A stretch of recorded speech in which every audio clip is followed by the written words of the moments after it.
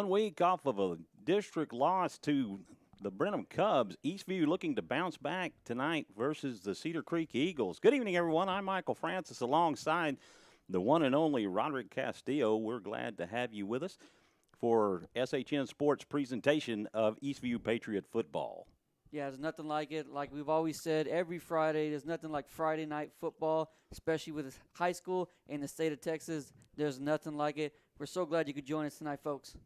It's a beautiful Friday night here at Birkelbach Field and at the Georgetown ISD Athletic Complex. The Cedar Creek in their white uniforms with blue pants and white helmets, and Eastview in their navy uniforms tonight and looking rather sharp. So a very close loss to Brenham last week, a disappointing loss really overall, and with very high hopes in the district. But you're facing a Brenham team that is probably either first or second in this district along with Rouse. And you look at the district standings after last week, Brenham and Rouse sit atop the district standings. And surprising, Tom Glenn High School sitting in at third, and Eastview rounding out the fourth spot, followed by Cedar Creek, Connolly, Elgin rounding out the back end of it. So looking to pick up a win tonight. Cedar Creek comes in 1-1 in district as they defeated Elgin last week 14-6 to pick up their first win of the season. And Connolly, they lost to Connolly 52-28 in their district opener. They're 1-4 overall. Eastview comes in 2-3 on the season. They're 1-1 in district with a loss to Brenham 13-10 and a victory over Elgin 47-0. So once again, we apologize. We do not have a crowd mic here at the press box in Georgetown. I'm told that it has worked for the other games that have broadcast out of this booth, but for some reason it just does not seem to want to operate on Friday nights, and they've worked with it, and they kind of raised their hands up in defeat and says, well, if you got a wireless, you can use that. If not, then we don't know what to tell you, folks. But anyway, that's what they're telling us, and so our apologies for that. It's homecoming night for the Patriots tonight, and you have the ROTC corps out on the field with the flags and for the presentation and the national anthem. We have the choir down here to our right from the press box that they will be singing. And it looks like a pretty good setup down there, Roderick. Oh, yeah, definitely. Especially, you got to give it up to the choir. They love doing this stuff. Everybody loves hearing the national anthem, and it's a great way to start off, first of all, our freedom, and second of all, Friday night football. Just a beautiful evening here in Georgetown, nice fall weather, and getting into some cooler temperatures, especially overnight and in the morning. So the daytime has a tendency to run a little bit on the warm side, but it still has that fall feel to it.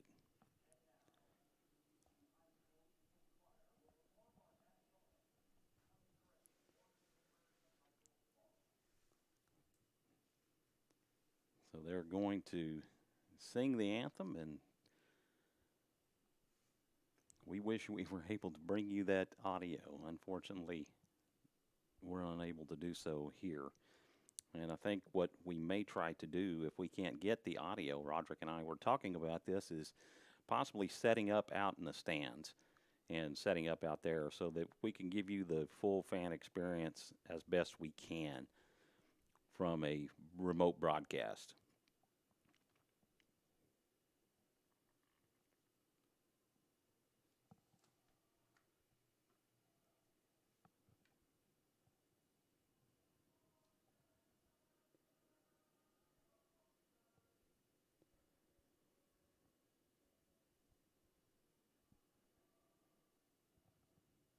Unfortunately, gives that you kind of get that awkward silence in a booth. Because it is really isolated in here, so it's really kind of quiet.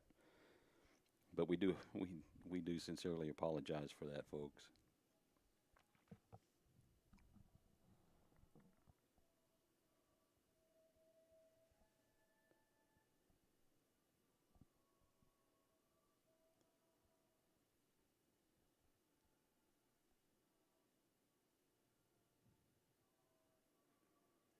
We do have some Thursday scores from last night. Cedar Park defeated Anderson 45-13. Cedar Park faces Leander next week, trying to win back-to-back games for the first time this year, if you can believe that. The last year they failed to do so was way back in 2003. Lake Travis defeats Austin 63-3. Lake Travis points scored versus Austin High 63, 62, 63, 66, 70, 62, 51, 14. The 14 was in Lake Travis's first district game after moving from 5A to 4A. The sixth time in the last 10 years, Austin High has been beaten by 60 points or more. Another final, Round Rock defeated Hutto 41-12. It's the fourth time Hutto has been held to 12 points or less over the last 2 years after going 49 straight games of scoring 14 plus. Dripping Springs defeated Lehman 59-0. It's the 15th shutout for the Dripping Springs Tigers in the last 17 years. Their average score 40-0 in the shutouts.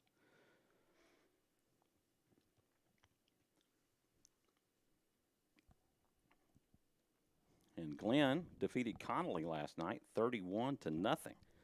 It's the second shutout in Glenn's short history, and the fourth time Connolly's been shut out in the last 2 years. So that's that second win that Glenn was able to pick up, their first one versus these same Connolly Cougars. Connolly Cougars. Sorry. Cedar Creek Eagles, I believe. No, no, that's not right. I think they must have picked it up versus Bastrop. I think that's what they got their first win. It was two teams looking for their first wins on the season. Something I definitely want to mention real quick. If you're paying attention, if you're a Cedar Creek Eagle, whether you're a fan or if you're a Patriot and wanted to know something, Brian Allen is going to get the start at quarterback. Now, if you weren't paying attention or if you don't know what happened last week, the starting quarterback, Brock McLaughlin, got injured. He actually had to sit down the second half because Brian Allen got the start and eventually led the Eagles to a win over the Wildcats last week, 14-6. And so he's going to get the start tonight at quarterback. So that's definitely something that the Eastview Patriot Red Storm defense needs to pay attention to, especially coming into to start off this game. Patrick Maxwell getting set to kick it away for the Eastview Patriots, back deep for the Eagles. Cade Masters. And the kick is up, and it is received at the 5-yard line by Masters. Masters over the 20, and he's tackled about the 21-yard line. And that's where the Eagles will start their first possession of the night. Eastview looking to get back on track with a victory over Cedar Creek tonight, but even though you have a team that only has one win on the season, Roderick, you just can't overlook them and take it for granted. Yeah, especially in district play, you never know how certain teams are going to come out and play, whether they're going to give you some trick plays or they're going to show you something that they haven't had shown you on tape that you were watching this past week. Definitely something you need to pay attention to, especially with the success the Red Storm defense had last week against the Cubs. 1st and 10 from their own 21. This ball is snapped back. It's handed off to the running back. I'll get you his number here in just a moment. Handoff to Davin Winston. Winston will pick up a yard on the carry.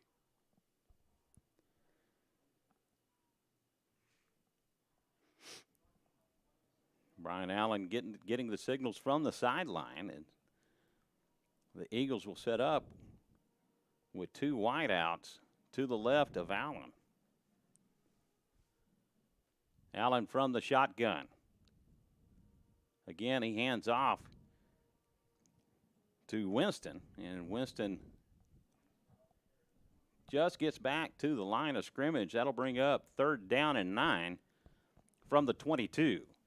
If you're the Red Storm defense, you have to watch out, especially for Allen's legs. They mentioned last week he definitely had a good running night. He had 70 yards on 11 carries in that just in the second half alone. So you definitely want to pay attention to this 3rd down call and see exactly what the Eagles give you as far as the look.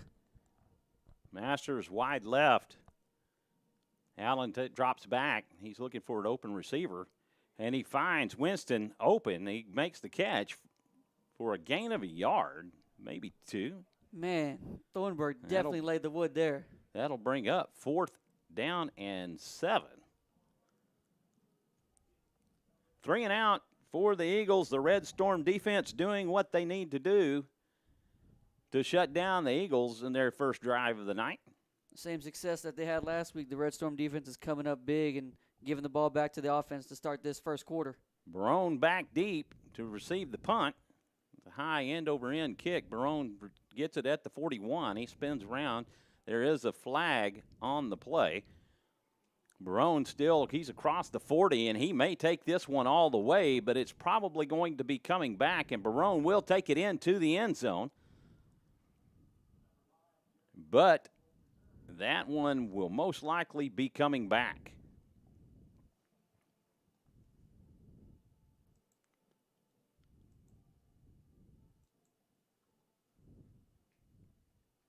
We'll wait to see what the call is. Most likely it's going to be a block in the back or a hold. And that will be a spot foul.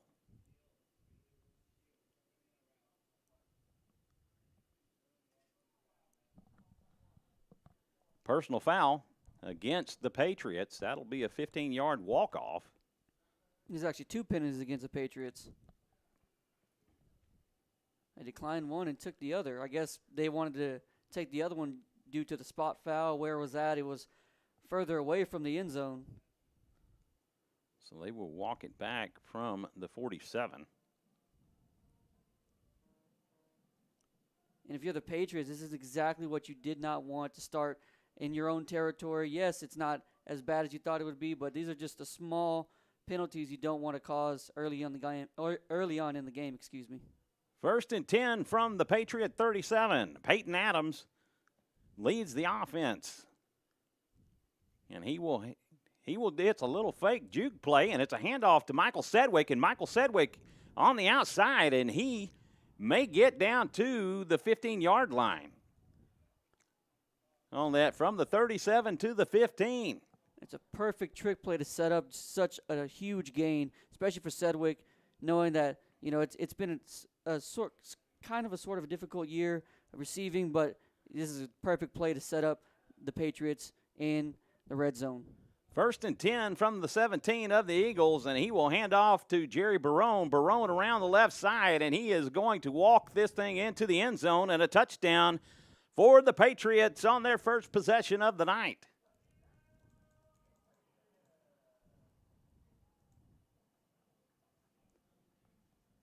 The Patriots getting it done on the ground, Roderick. Yeah, definitely they wanted to establish the run game. They wanted to bring out a little bit of the trick in their bag, and it definitely paid off, first of all, with the Sedgwick huge gain to get into territory, and then setting it up, the Barone sweep into the touchdown. The kick is up and good, and the Patriots with a 7-0 lead here with 9:17 remaining in the first quarter, a 2-play 63-yard drive that results in a touchdown.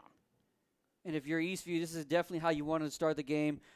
Last week, you didn't really have a bunch of answers for the offense, especially with Edmondson not having a good night on the ground. You had to revert to a little bit of Peyton Adams throwing the ball. You didn't really have a good night there as well. But to come out and to have a successful drive that only took 2 plays, that's got to be really good for Feacoch. You know, I'm pretty sure he's smiling ear to ear on that drive. Well, you know, he has to be pleased moving the ball on the ground. Patrick Maxwell getting the kicking duties this week. Typically, we've seen Azriel Dianis Elizalde doing the kicking duties.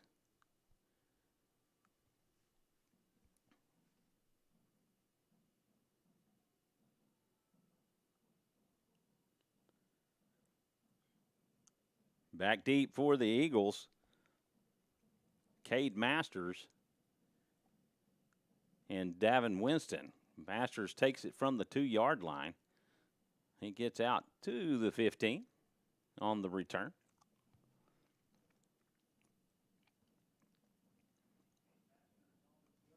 First and 10 from the 15 for the Eagles. The Eagles went 3 and out on their first possession of the night.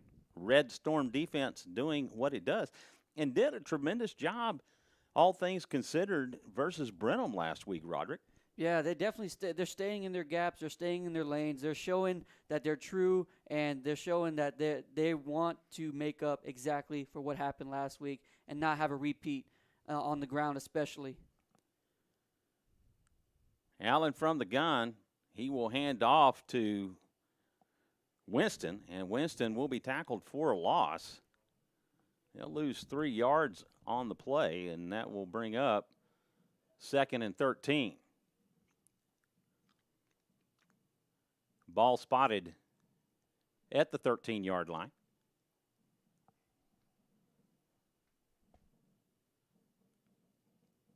Winston, the lone tailback. Allen barks out his signals to the line. Drops back, and he's looking for Masters. He finds Masters open. Masters, the ball is on the ground, and the officials are saying that it was caused by the ground, so a dead ball. He will get to the 20-yard line, and that's a pickup of 7 yards on the play, 8 yards. That'll bring it 3rd down and 5 from the 20. 8:13 remaining here in the first quarter. Trips wide right. Masters, the lone receiver, out to the left. Allen rolls. He's looking for a gap, and he was swallowed up by the Red Storm defense. He just had nowhere to go as the Patriots were able to contain coverage, and he didn't have anyone to throw to. That'll bring up 4th down and 11. That was a loss of 6 yards on the play. Allen is also doing the kicking duties. He will punt this one away. And that is not even going to make it out of their end of the field. That will be downed by Nathaniel Rodriguez of the Eagles. And that will set the ball up for the Patriots at the Eagle 38-yard line. Patriots with the short end of the field here for their second possession. Edmondson to the left of Adams. Adams drops the ball on the ground. He will fall on it roughly at the 39-yard line. Lost the handle on that one. It'll be a loss of about 5 yards. That will bring up 2nd down and 15.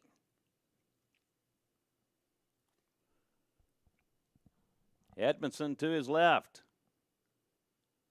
Snap back to Adams. He will hand off to Edmondson. Edmondson up the middle, and he will pick up 2 yards, and that'll bring up 3rd down and 13. Ball spotted at the Cedar Creek 41.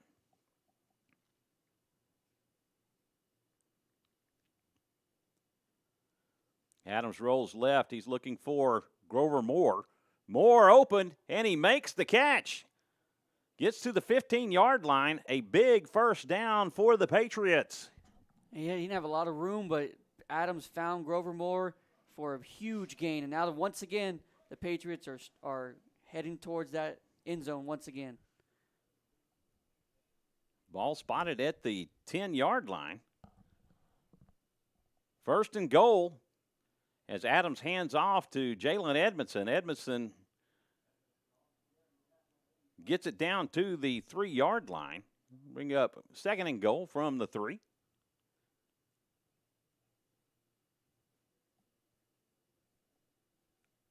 Snap back to Adams, and he'll hand off to Edmondson. Edmondson, the signal has not come yet, but it looked like he was very close to getting over the goal line. And they are spotting the ball at about the half-yard line. That'll bring up 3rd and goal. Adams once again hands off to Edmondson, and Edmondson is unable to get into the end zone. And that'll bring up 4th and goal. And here comes Thomas Thornburg and the jumbo package. Yeah, we've seen this jumbo package before, and it's paid off. Hopefully, the success of this jumbo package in the earlier games will pay off once again tonight.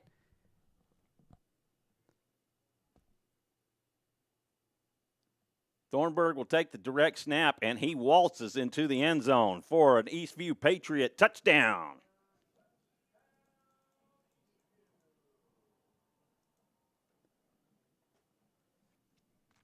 (13-0), waiting for the point after attempt as Maxwell is on to kick it. And the kick is up, and it is good. And it would have been good from about 45.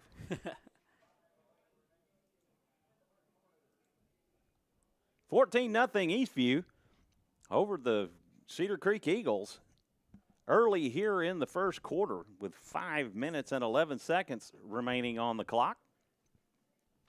Yeah, and if you're Coach Feacott, you're loving exactly what you're seeing. This is how a team responds to a loss, especially such a devastating loss.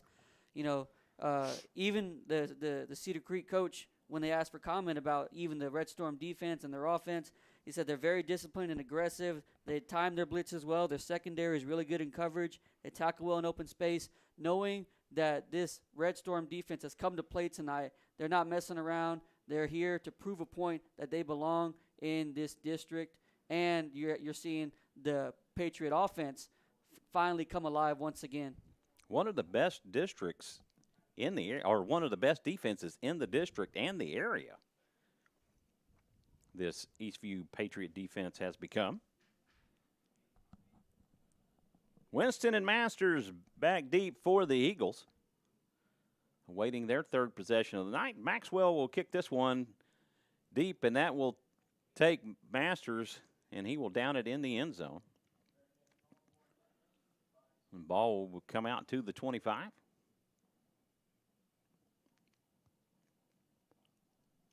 Third possession for the Eagles tonight. They have yet to get a first down tonight.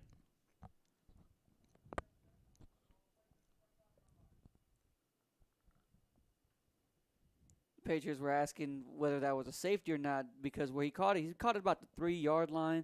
We actually started going back. He didn't, which is I actually kind of agree that it should have been a safety because he kneeled it down in the end zone. He did kneel in the end zone, that is for sure, and the officials, I believe, because he did not attempt to advance the football. Gotcha. It would be the correct argument. Had he advanced it and then went back, then it would have been a safety. Allen will keep it himself, and he is going to be swallowed up by Sterling Gaddis for a 2-yard loss. That'll bring up 2nd down and 12. The ball spotted at the 23-yard line. That offensive front unable to contain the Red Storm defense.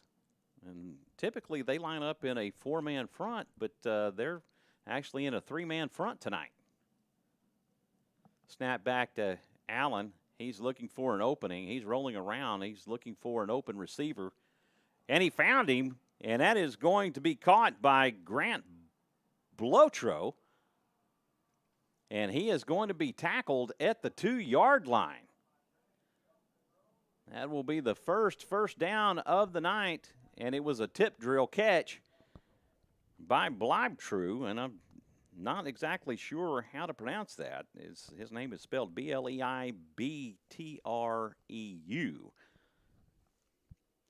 So I want to say that's probably Bleibtreu. The Eagles threatening here with 4:09 remaining in the first. Allen in the shotgun, and he's going to keep it himself, and he is going to be stymied by Sterling Gaddis. He wraps him up and then gets a little bit of help to take him to the ground from Wagner. That'll be a loss of 3 on the play. That'll bring up 2nd down and goal from the 5. This Red Storm defense pretty much forcing these Cedar Creek Eagles to try to find a different way other than the run game, which was so successful with them last week. And then you see the success so far of just that one play for the big gain, almost to a touchdown. Allen again, he's going to pitch to Winston. Winston will get into the end zone, and that is a touchdown for the Eagles.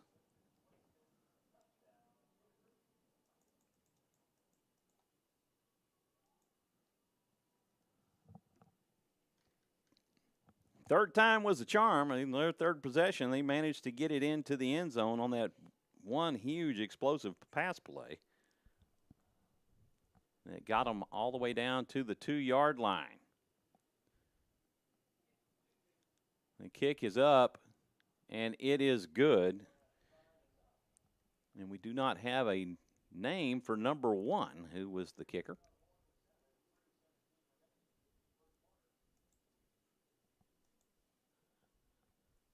(14-7) Patriots with 3:17 remaining here in the first quarter.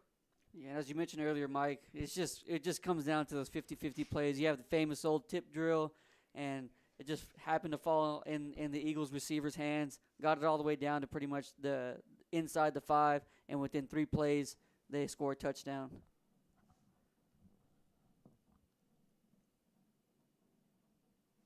Cedar Creek kicking off for the first time tonight,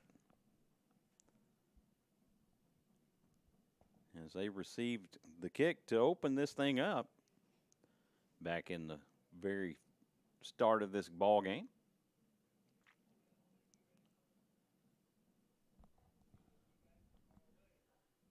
Back deep for the Patriots, Michael Sedgwick and Grover Moore. Your front men, Elder Isakpunwu and Jerry Barone.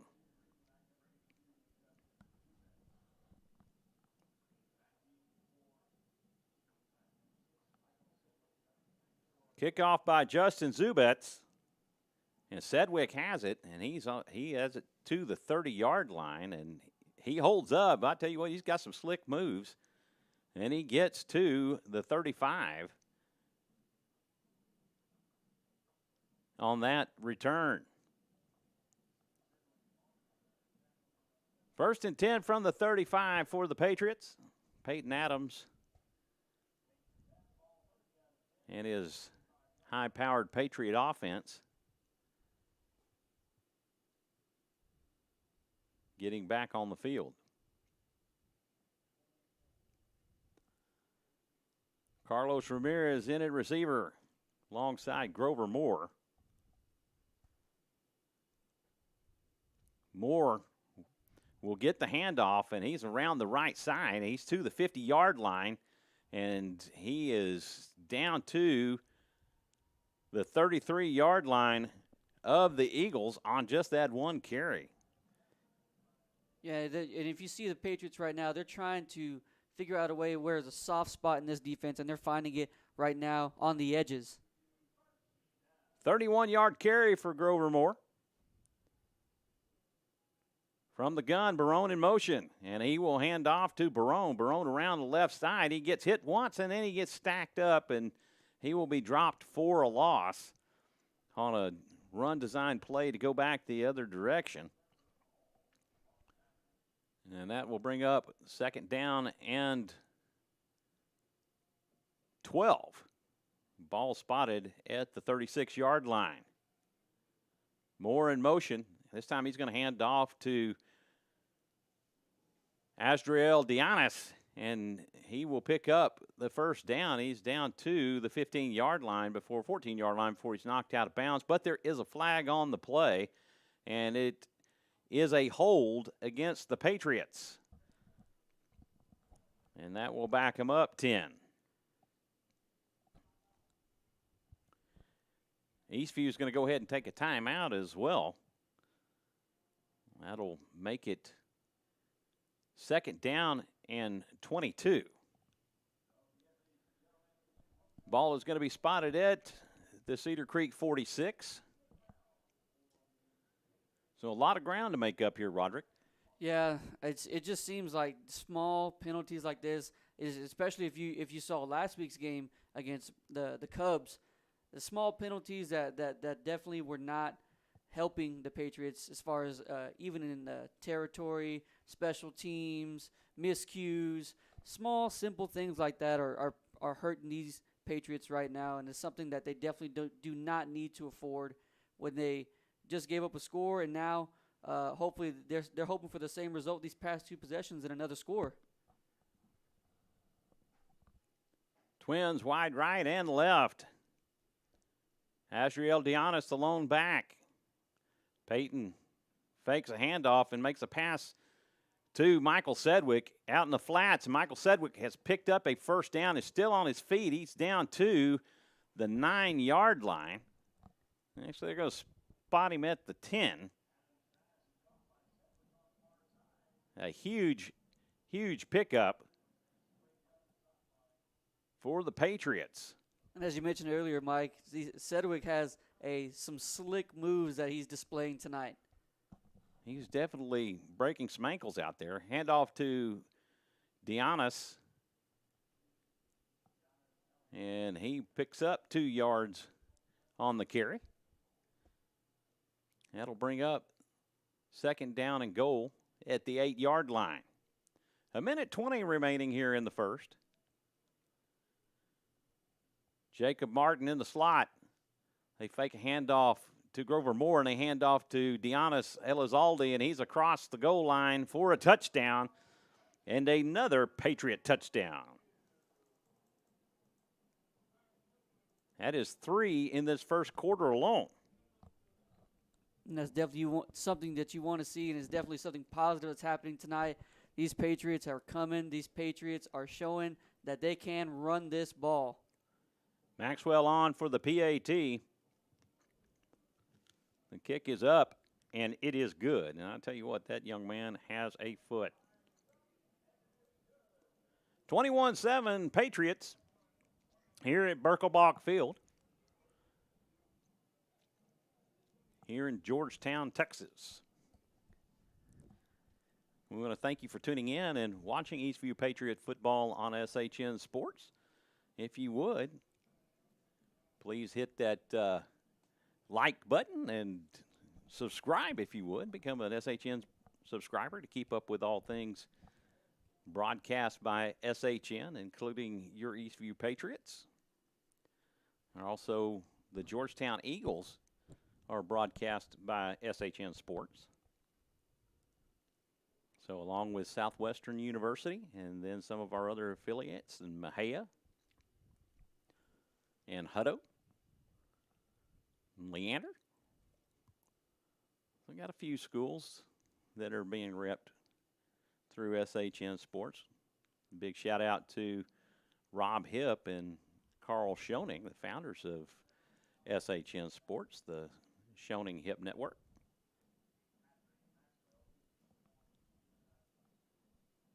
Also, can't forget the Huntsville Hornets.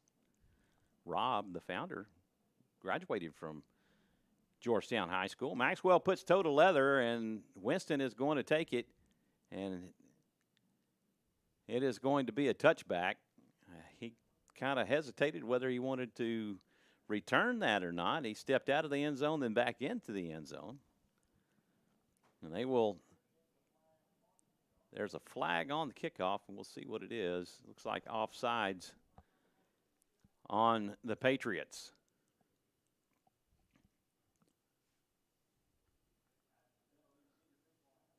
So the ball will be spotted at the 30 with the 5-yard penalty.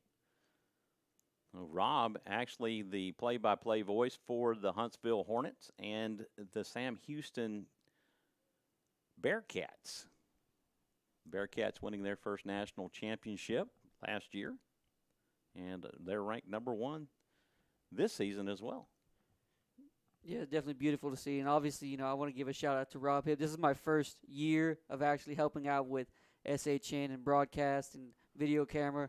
Truly thankful for the opportunity because I love football and I love Friday Night Lights.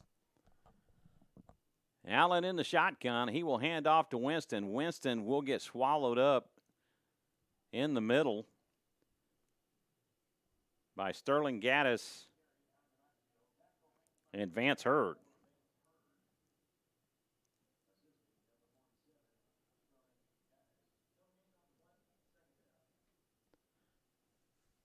Patriots going with a three-man front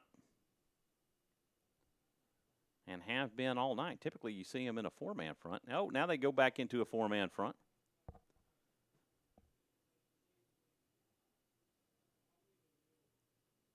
Allen has a snap. He's dropped back. He's looking for an open receiver and unable to find him. He is going to be taken down by Aaron Olage and Vance Hurd. He just had nowhere to go. Olage had him tracked down, and he just couldn't do anything with it. And Vance Hurd comes in to assist on the tackle. Yeah, it's a great pursuit by both of the DNs. Just pursuing to the quarterback. Quarterback had nowhere to go, and they ended up with the sack. And we ended up at the end of the first quarter. And what a first quarter has been for these Patriots. It has been a first quarter. That's it. It's 21-7 Eastview to end the first.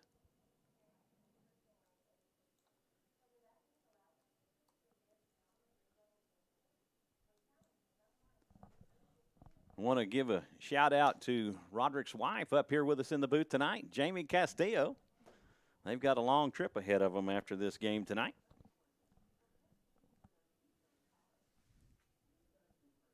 But we're glad to have her with us. She was with us at the Elgin ball game. That's correct. And helped us the whole night as we were up in the stands. She was helping me to keep the table from falling off the bleachers, because there wasn't a really good flat spot to set up in, and she helped us that night, and it was my first time to meet her. A privilege and an honor to have her with us tonight. Yeah, if you follow us and you definitely watch these live streams over there at the Wildcat Stadium, there is not a lot of beauty there. It definitely was a struggle, but we made it happen, all thanks to Mike, myself, and especially Jamie as well. So Cedar Creek will have 3rd down and 16 from their own 24-yard line. They started from the 35, or actually the 30, with the 5-yard penalty tacked on against the Patriots. Blabtro in motion. Allen looking for an open receiver, and he finds Michael Chen open, and he is going to be tackled by Christian Lansdale, but will pick up a huge first down as that strike across the middle from Allen puts them into Patriot territory.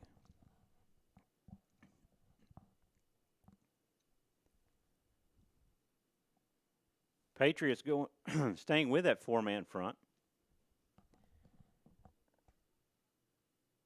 Winston, the lone tailback. He's to the left of Allen. And Allen will hand off to Winston up the middle. Winston will pick up 4 yards on the carry. That'll bring up 2nd down and 6.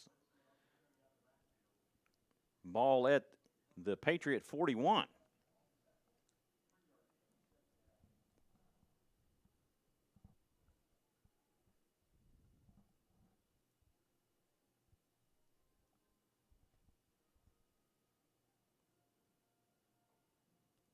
Second and 7. Allen rolls. He's looking for an open lane and unable to find one. He'll pick up about 2 yards on the carry. Oh, there's a flag on the play, and there may be unsportsmanlike conduct. Thomas Thornburg involved in that. I'm not sure who that's going against. Thomas Thornburg is a pretty stout and big individual. I don't know if you really want to mess with that young man.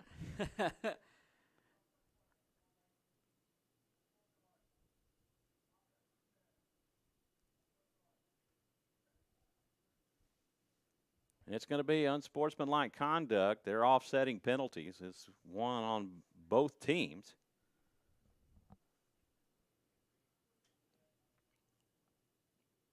And so the ball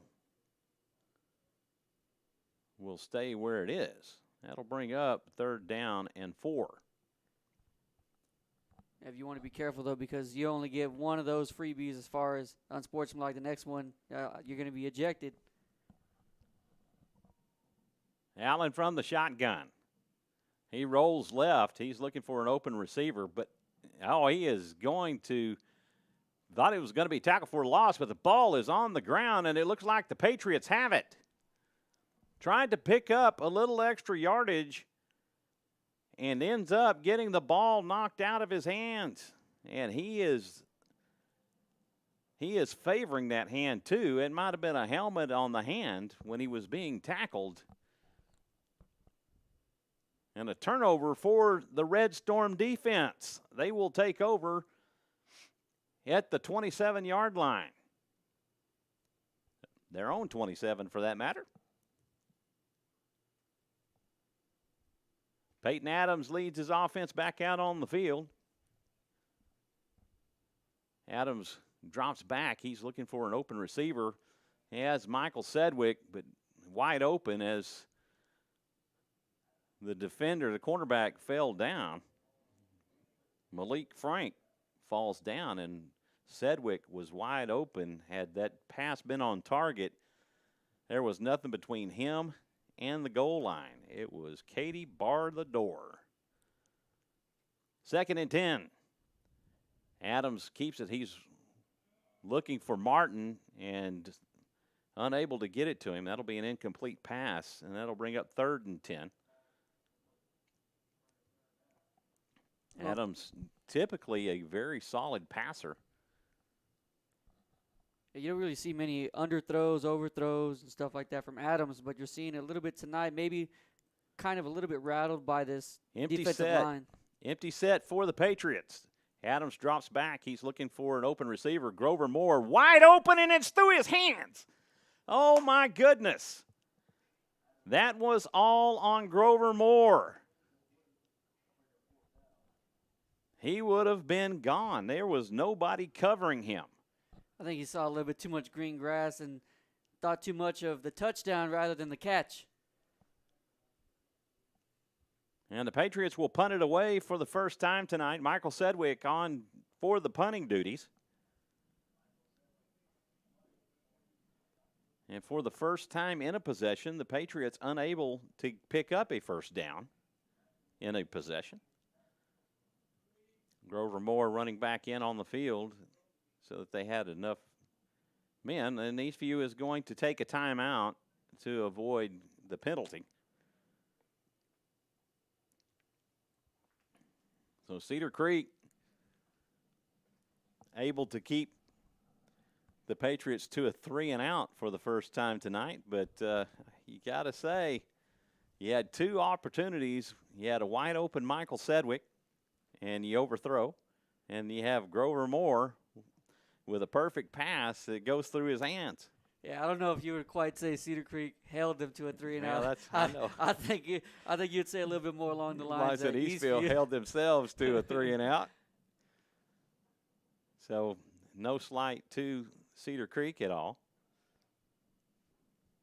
She had two huge opportunities for a touchdown within that possession. Michael Sedgwick on to punt it away. Masters back deep. Sedgwick with that rugby-style rollout. He punts this one back, and it takes an Eastview roll down 2, and it's still rolling. Down to the Cedar Creek 27-yard line. So a good punt from Michael Sedgwick. Eagles will start from their own 27. Yeah, it's a good punt, especially because of what happened last week. You know, there's a little bit different punting that we saw from Sedgwick. Now Sedgwick making up for those mistakes that he made last week.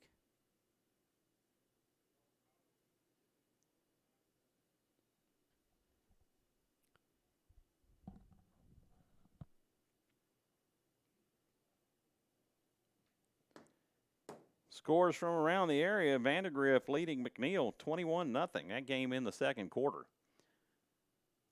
Allen from the shotgun. He's looking to find an open receiver. He rolls left, and he finds Grant Bleibtreu open.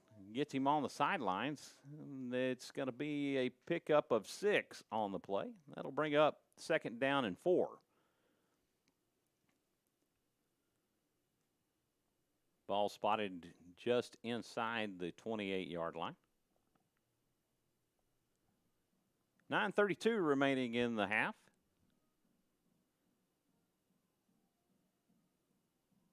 Allen will hand off to Winston. Winston awfully close to the line to gain. He's going to be a little bit short. That'll bring up 3rd down. And actually, they're going to give it to him.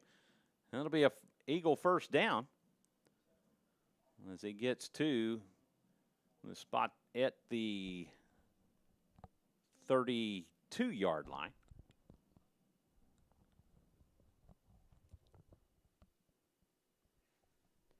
Brenham up 7-0 over Bastrop. That game in the second quarter as well. From the shotgun, Allen hands off to Winston. Winston up the middle. He'll pick up a yard on the carry.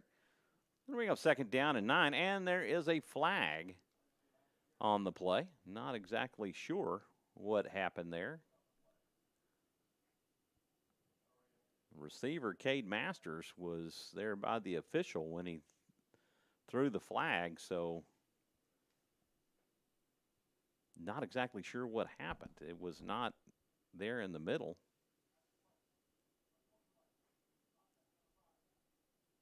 And it was on Masters. He must have said something to the official. Might have been some foul language used in his conversation as he was walking away from the official. Nonetheless, that'll be a 15-yard walk-off.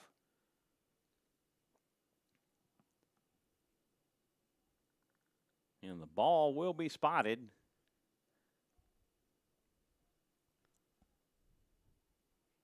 at the Eagles 17.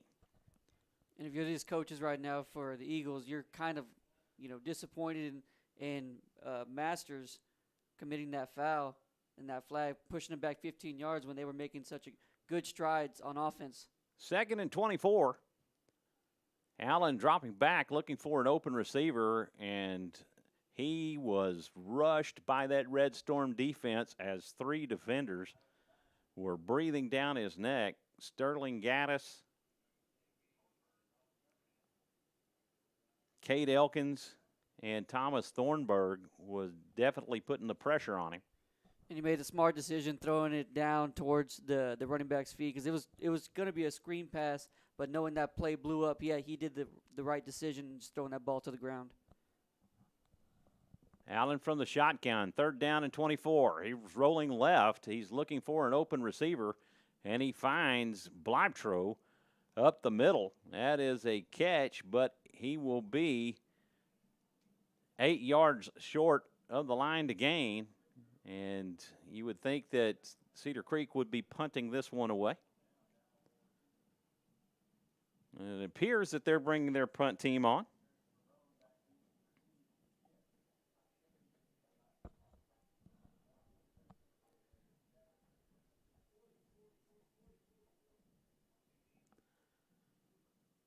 Jerry Barone back deep for the Patriots. This is going to be a high, short kick as he shanks it off to the left. And that will go out of bounds. They're spotting it roughly at the Patriot 49-yard line. Eastview will take over from there, looking to redeem themselves from the last possession, Roderick. Yeah, in the last possession, they had 2 wide open looks for easy touchdowns. The receivers Sedgwick and Barone couldn't come up with the catch. First catch by Sedgwick was a little bit overthrown, and then the second catch by Barone was wide open. He just saw too much green grass, and hopefully they see some success this possession.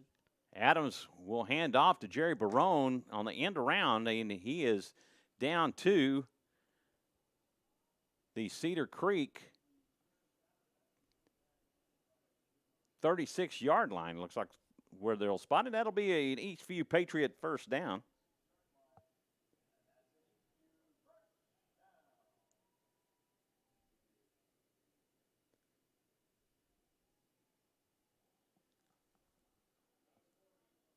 Handoff to Michael Sedgwick.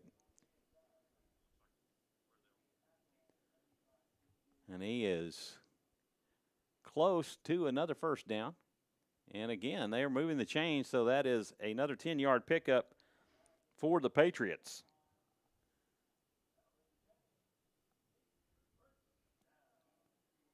First and 10 from the 26-yard line of the Eagles. Adams will pitch it away to Jalen Edmondson. Edmondson up the middle.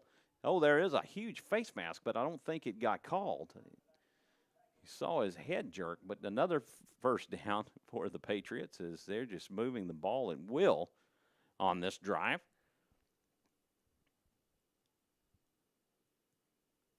Adams will hand off to Edmondson again up the middle. He's down to the 11-yard line. That'll bring up second down and 7.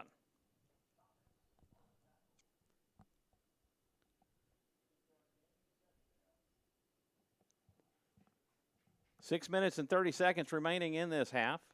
Grover Moore with the handoff, and he is into the end zone for another Eastview Patriot touchdown.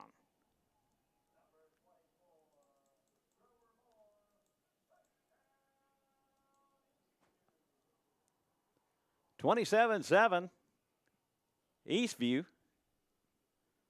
on their homecoming night. Maxwell in for the PAT. Adams the holder.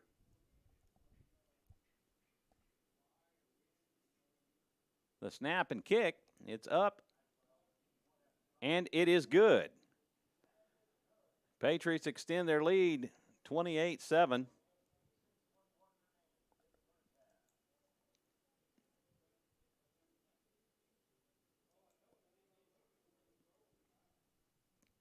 .6:21 remaining in this first half of play, Roderick.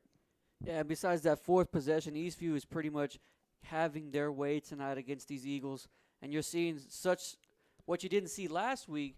Pretty much you're seeing the success of this week. They're getting in their gaps as far as the receivers. They're getting on the edge, and they're getting these big chunks of yards. And even this Red Storm defense, once again, is proving why they're one of the best in this district. Patrick Maxwell on to kick it away. Back deep for the Eagles. Cade Masters and Davin Winston.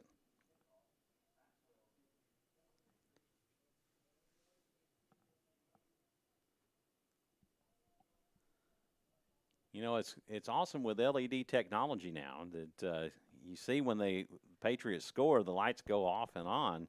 Previously, you were not able to do that with the metal halide lighting. If the lights went out, it would take about 20 minutes for them to come back on.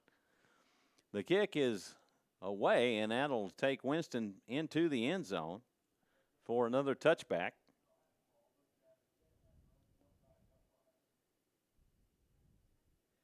And speaking on technology, what a good thing it is. First of all, with these LED lights, seeing whenever the Patriots score, this awesome little, I think, flickering. And then even tonight, you know, watching this, if you're able to watch with us, this broadcast, you know, what an amazing time to have technology, especially if you're not able to make it to the game.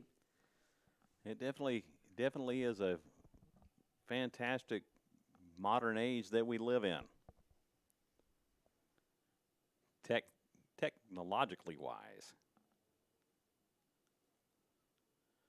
Red Storm defense back out on the field to contain this Cedar Creek offense. A couple of big plays for Cedar Creek tonight. But other than that, the Red Storm defense has held them at bay. The snap is back over Allen's head. It's rolling toward the goal line. And it is going to be whistled dead. delay of game on the offense, and they're breathing a sigh of relief on that one. Oh, man, that was going to be a bad play. That would have had negative implications all written all over it. 1st and 15 from the 20-yard line.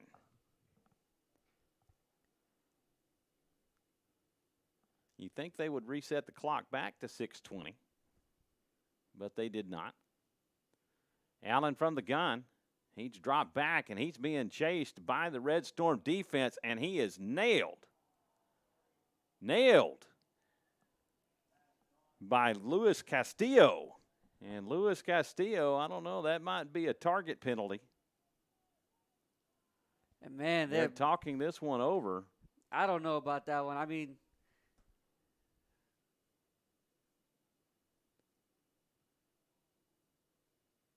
and we're waiting for this. They're definitely discussing this, and I'm thinking that might be a call.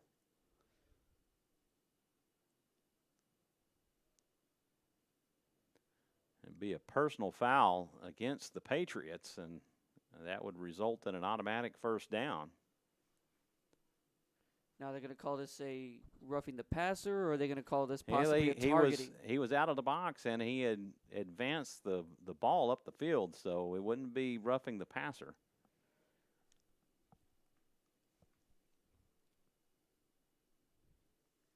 We'll see what they'll say here in just a moment. But Luis Castillo with a huge hit on Brian Allen. I think they're trying to decide whether or not this was targeting and if it's a penalty at all. So it could get waved off, or you could see a unsportsmanlike conduct penalty maybe. I'm not exactly sure how they would turn that, but it's a lot of deliberation. We'll see what they'll say. It don't look like they're waving anything off as of yet.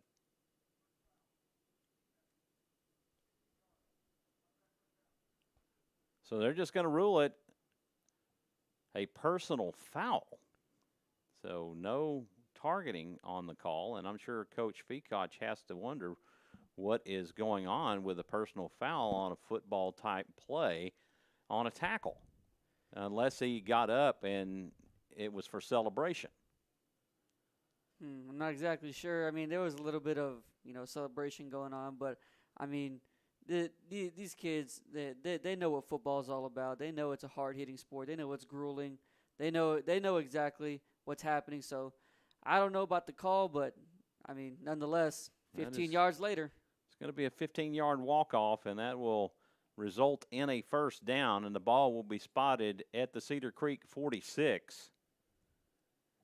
It looks like they might have a quarterback change.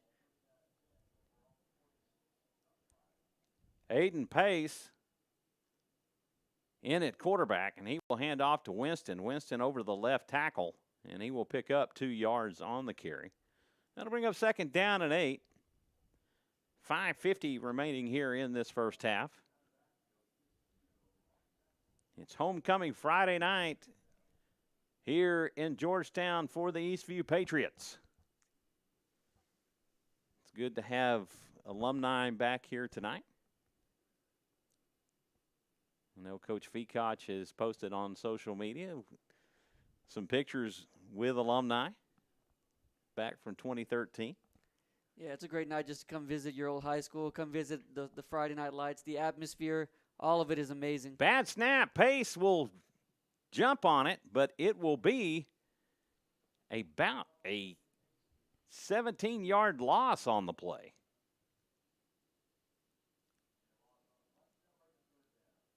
Well, I'll say 17. My math was not very good right there, Roderick. That's about a 13-yard loss on the play. I think you just saw him slide, and you were like, well, let's just add the other yards to the play. So there we go. And the ball will be spotted back at the 35. So it'll be 3rd and 21 from the 35-yard line. Bad snap. And Pace was not ready for it. And it looks like the Cedar Creek is going to call a timeout.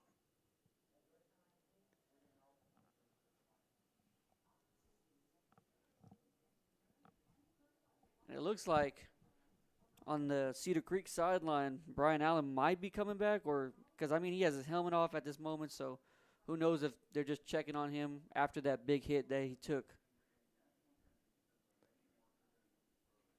Definitely a big hit, so he may be done. He's sitting over on the bench. He has his helmet on.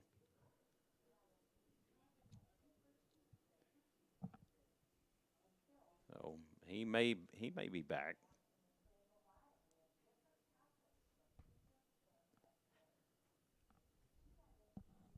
Eastview leading this one 28-7.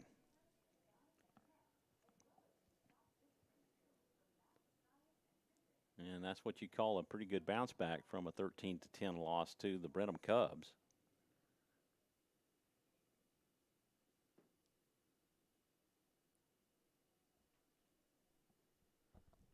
Allen back in the game. Allen in the shotgun. He's looking for an open receiver. And it's just out of the hands of the receiver, Roy Rose. And Rose was definitely in front. Oh, there is a flag on the play. I want to thank my spotter, Roderick Castillo, for pointing that out to me. So he lets me know. All in a day's work, Mike. All in a day's work. A good spotter, cameraman, and color analyst. A multi-talented young man.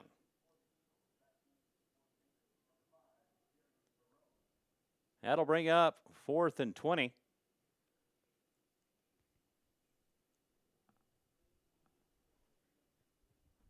Fourth and 21, I'm sorry. Brian Allen set to punt it away. Jerry Barone back deep for the Patriots. Allen punts this one away, and that is actually going to take kind of an Eastview bounce, and it will be downed by Cedar Creek at the Patriot 35-yard line.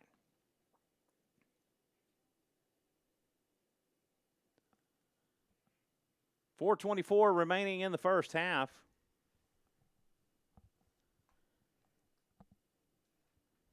Peyton Adams and the Patriots looking to put it in the end zone at least one more time before half.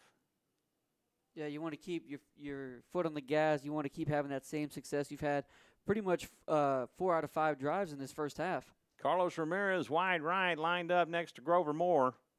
Adams from the shotgun. He's looking for a receiver. Grover Moore wide open again, and that one will be just out of bounds.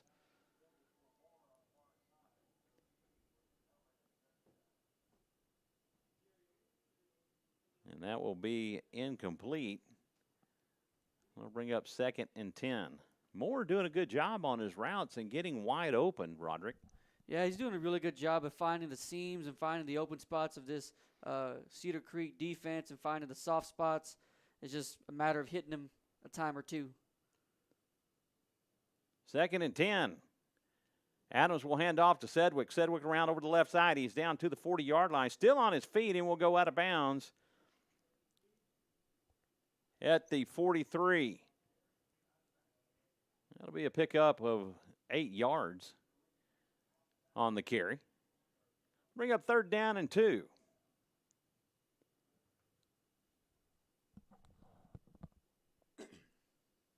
There is a flag just thrown on the play, so let's see what's going on. Actually, it's not on the play since the ball was not snapped. False start on the Patriots. I didn't realize that Adams had actually engaged the play. Yeah, it looked like the center was thinking about a different snap count, hence why he probably moved the ball a little bit, and the ref caught it.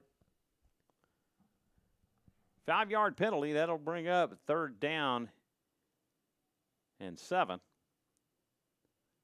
Adams drops back. He's looking for an open receiver, and he finds Grover Moore in a curl route, and he'll pick up 3 yards, and that'll bring up 4th and 4.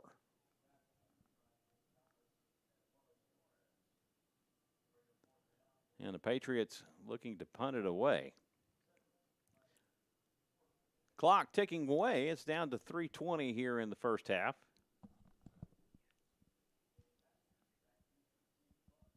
Michael Sedgwick on for the punting duties.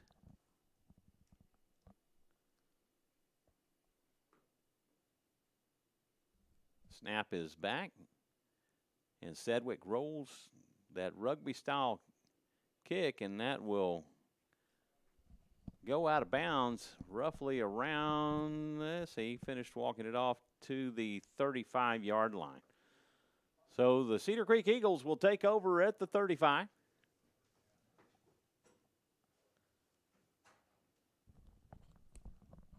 .256 now remaining as they begin their possession.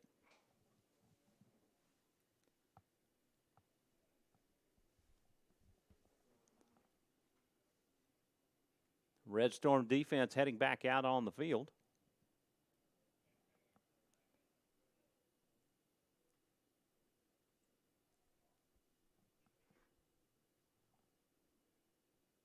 Brian Allen back in at quarterback. Davin Winston, the tailback. Allen will be sacked for a loss.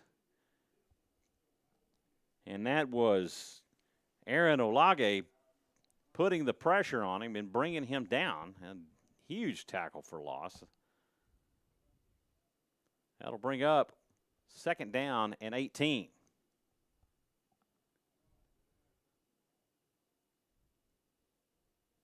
Allen with the hard count, trying to draw Eastview off sides.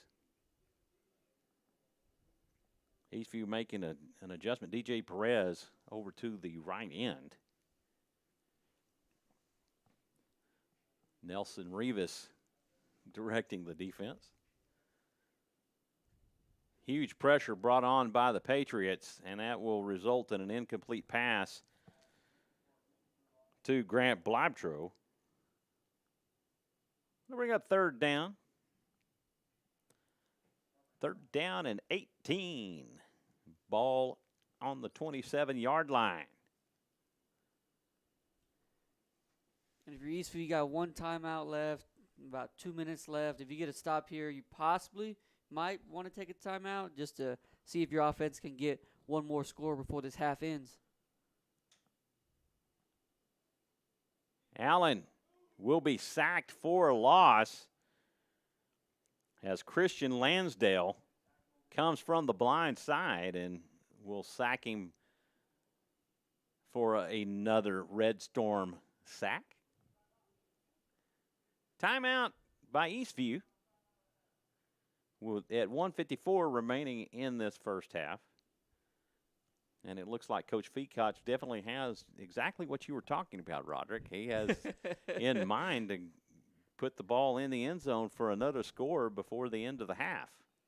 Yeah, Eastview's looking for some continued success from the offense. Yes, there's only been about 2 possessions this first half where they haven't seen the end zone, but for the most part, they're wanting at least another opportunity to try to score before this half ends.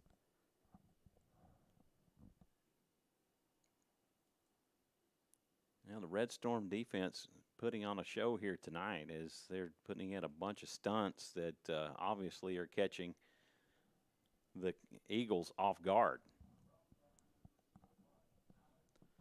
Jerry Barone back deep for the Patriots. Allen back to punt, and he will punt this one away. This one doesn't get shanked, and Barone will fair catch it at the Eagle 49-yard line. And it's interesting, we didn't really point this out, but you've got Patriots in one end zone and Eagles in the other, being the Georgetown Eagles and the Cedar Creek Eagles being here. And they're both blue and white in their colors. And so just a little fun fact, I guess you could say. It's a little coincidence out of nowhere. Yeah, a little quinkydink. Empty set for Peyton Adams in the shotgun. He's dropped back. He's looking for an open receiver. He will keep the ball. And he's actually going to find Jacob Martin. And Martin unable to haul it in. It was a low pass to begin with, and that will go incomplete. 2nd down and 10. That'll stop the clock with 1:43 remaining. If you're Eastview, you got to be really careful here, knowing that Cedar Creek has these 2 timeouts.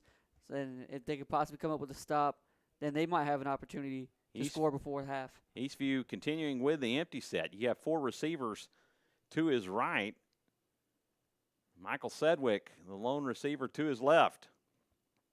Adams with a timing route looking for Michael Sedgwick, but there was some miscommunication there as Sedgwick might have been on the wrong route because the ball was nowhere near him.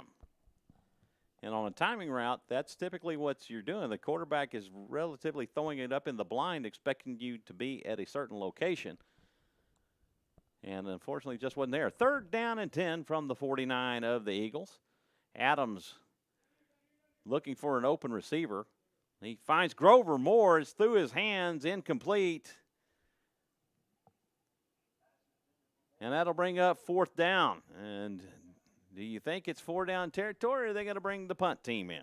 Nah, this is going to be This is going to be a punt team because I was a little bit shocked, honestly, that the Patriots were going 3 pass plays. I figured they probably would have tried to get a run in, run out the clock, see what exactly they could get, knowing that Cedar Creek actually has 2 timeouts left and possibly could look at to try to score before this half ends. 1:30 on the clock. The snap is back to Sedgwick, and he will punt this one away. That will take a Patriot roll. And Masters made an attempt to field the ball, and he was quickly hit as the ball was on the ground.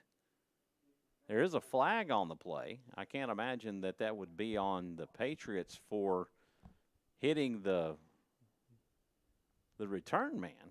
That's a little close. I mean, it wasn't a kick catch interference thing. The penalty is against the Patriots.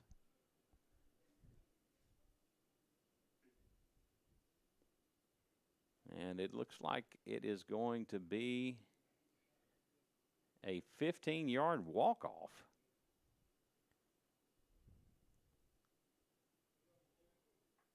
So I couldn't tell what his call was on that. As obviously, we don't have audio in here, unfortunately.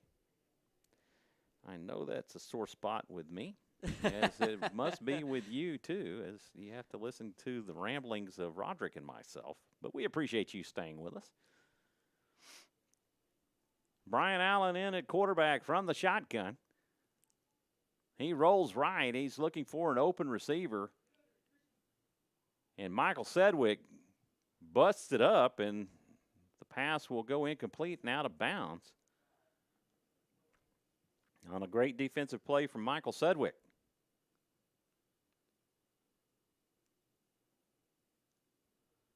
Second and 10 from the 27-yard line of Cedar Creek. Minute 15 remaining in the half.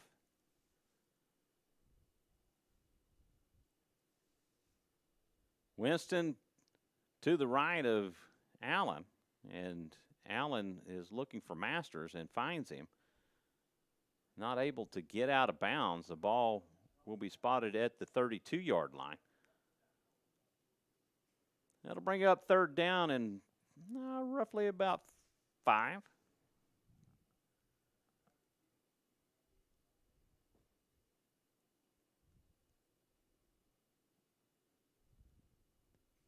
Allen decides to keep it himself. He will pick up the 1st down, and he slides.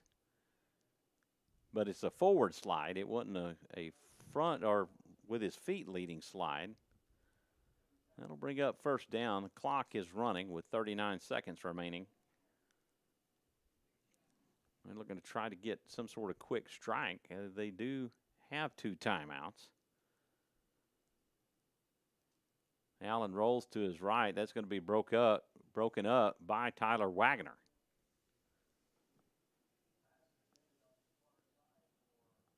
Red Storm defense bending but not breaking.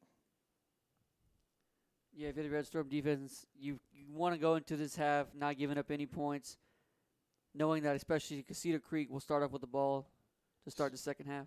2nd and 10 from the 44. Allen in the shotgun.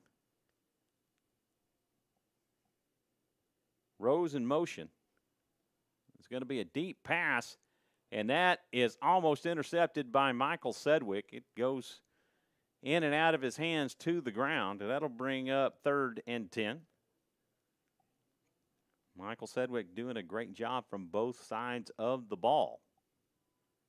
Yeah, they're asking him to do a lot, both on the offensive and defensive side of the ball. Both phases he's doing really well at, especially this first half.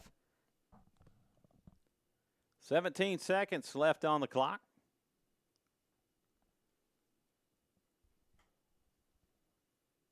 From the gun, Allen finds his receiver across the middle. It's in and out of the hands of Roy Rose, and that will bring up 4th down. 4th down and 10 with 13 ticks left.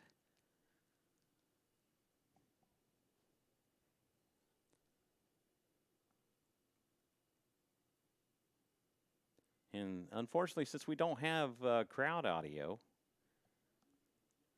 we will not have the fine playing of the bands and the drill teams, but we will have the video going. Unfortunately, you can listen to our jingle palette. Allen will punt this one away. There is a flag on the play, and the ball will go out of bounds at the Patriot 37. 6 seconds remaining in the half, and we'll see exactly what this is.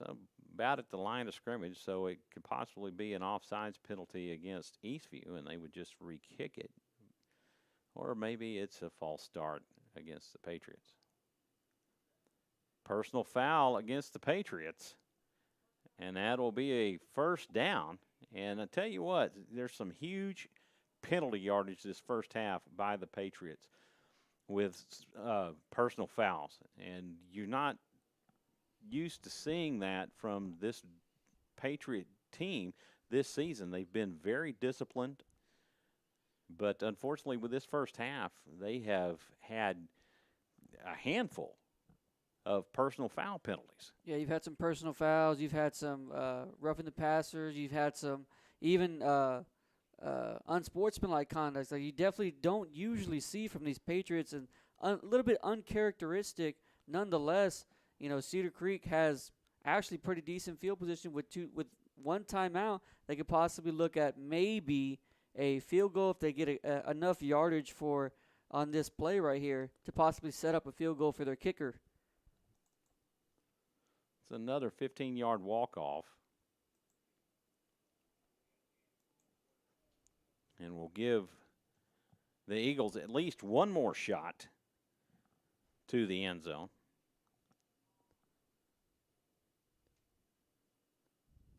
Allen fakes the handoff, and he is going to be sacked by Sterling Gaddis. And that will run out the clock. That will do it for the first half. Your Eastview Patriots leading this one 28-7 here at the end of the half.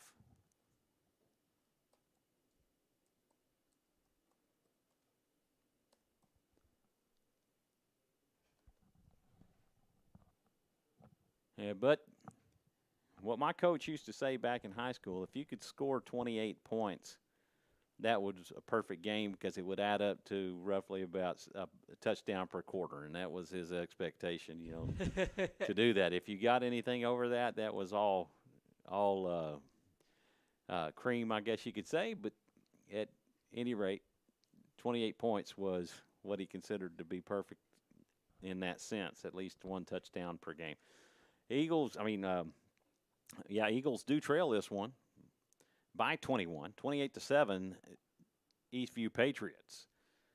So got to clean some things up, got to make some adjustments here at the half.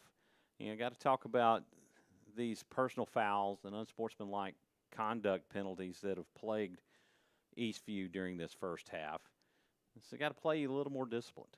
Yeah, there's definitely some good positives you can take, especially considering how much the offense was stymied last week with the Cubs, and now you're seeing Eastview come out and pretty much prove that they can score on offense. But as you mentioned earlier, Mike, there's certain miscues, certain penalties, just uncharacteristic and not very like the Patriots to have these penalties.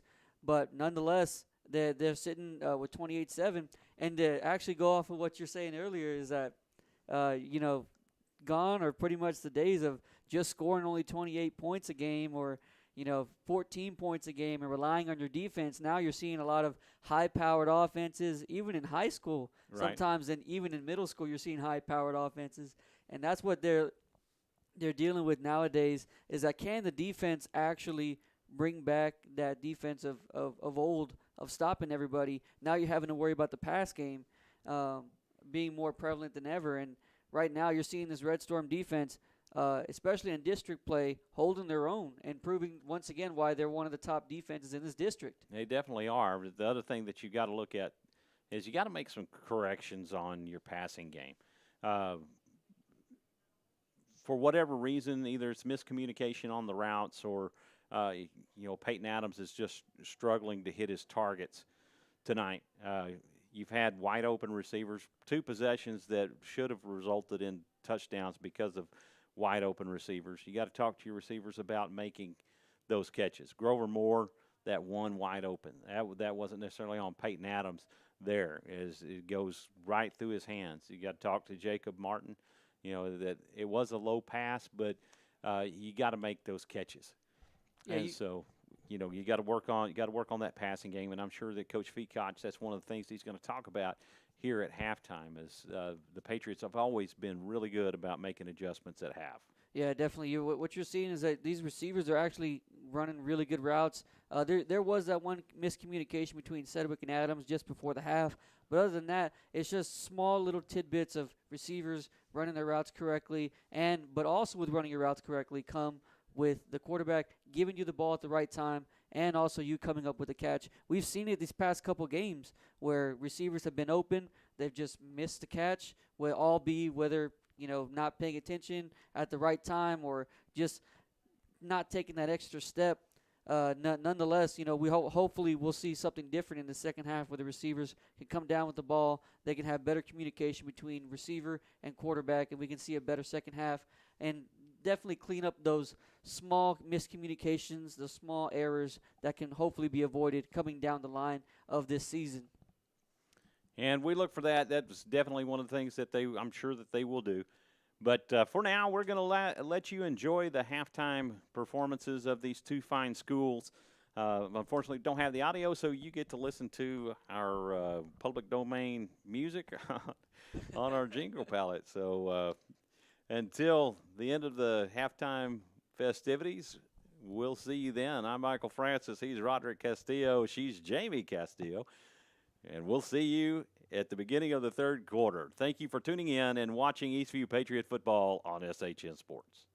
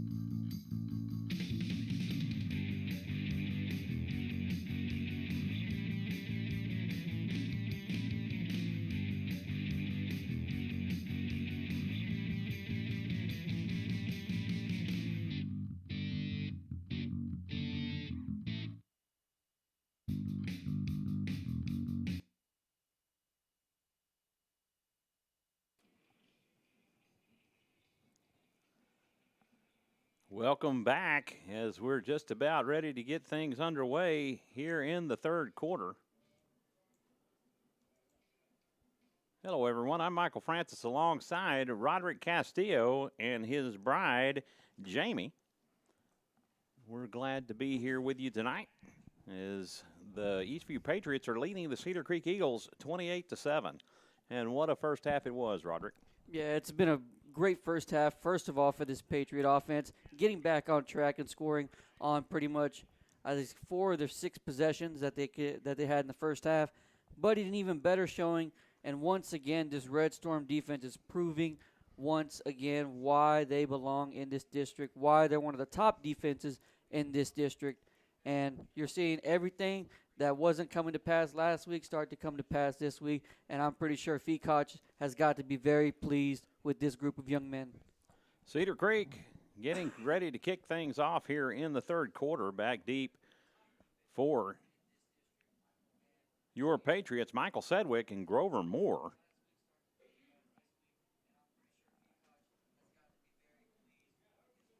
Some scores from around the area. Weiss is leading Leander 49-10 at the half. Georgetown leading Hendrickson 21-3. That kick is going to go out of bounds. And the Patriots will take over. Vista Ridge trailing Cedar Ridge 18-13. That game in the third quarter. San Marcos and Hayes tied at 28. Westlake 35, Bowie nothing. That's a game of unbeatens right there. Both 5-0 going into that contest. They spot the ball at the 35-yard line. Well, now they're going to walk it up. So it looks like they're going to spot the ball at the 40-yard line. And the Patriots will start from there. Adams in the shotgun. Sedgwick in motion. He's going to hand off to Sedgwick, or it's Barone. And he's over the left side, and he will be tossed out at the 41-yard line. That'll be a gain of 1 on the play.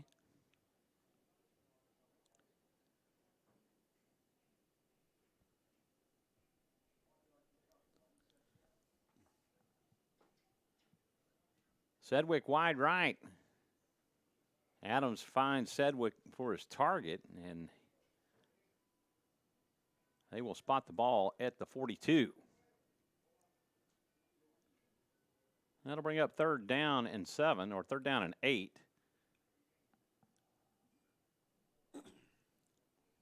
From the 32-yard line. Adams will hand off to Edmondson. Edmondson over the right side, and he will pick up 2 more yards. And that'll bring up 4th down and 6.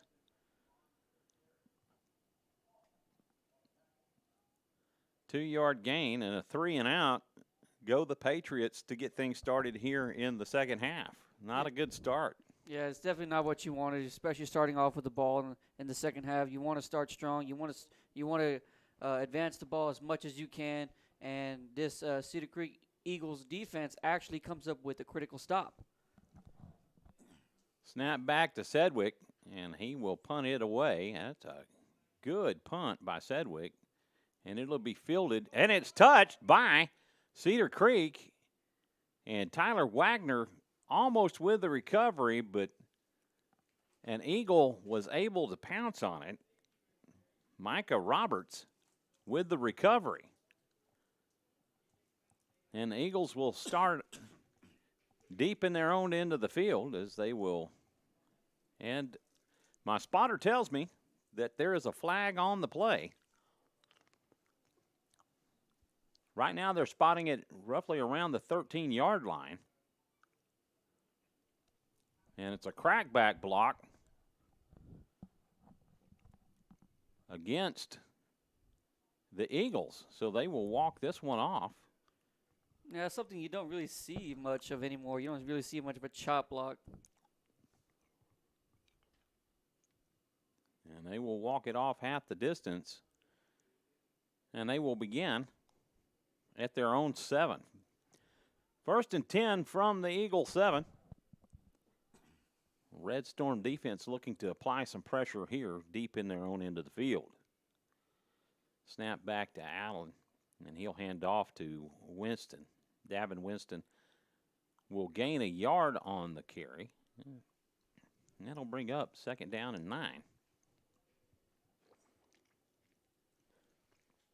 Del Valle leading Aikens 42-0. That game in the second quarter. About to go to half. 2nd down and 8. Brian Allen in the shotgun. Davin Winston to his right. 3 receiver to his right. Winston in motion. And that ball is batted away by DJ Perez. Had Perez been able to tip it back to himself, he would have walked into the end zone. Yeah, That'll bring up 3rd and 8. Yeah, shout out to Perez. He read that play from the start, knowing that running back was going to get that little screen pass, a little bubble pass. Perez almost pretty much could have picked it off if he decided to at the right time. Very almost did. Wimberley leading San Antonio YMLA 63-7. That pass goes into no man's land. Michael Sedgwick was the closest defender in the area. As that falls incomplete, that'll bring up 4th down and 9. Ball at the 9-yard line.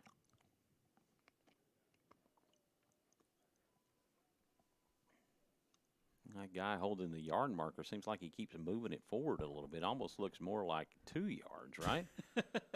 Instead of 4th and 9, it looks almost like 4th and 8. Barone receives it at the 37-yard line, and he returns it to the 24.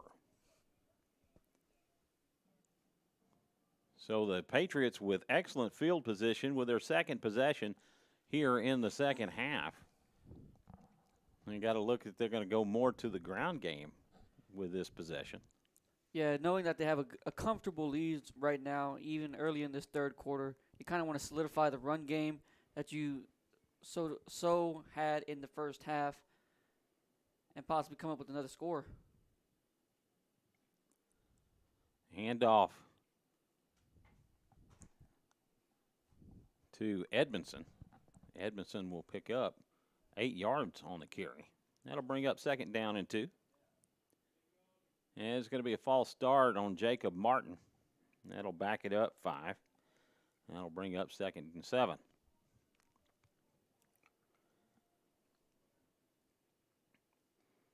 Seguin 23, Harlandale 3. That game in the third quarter with 4:19 remaining.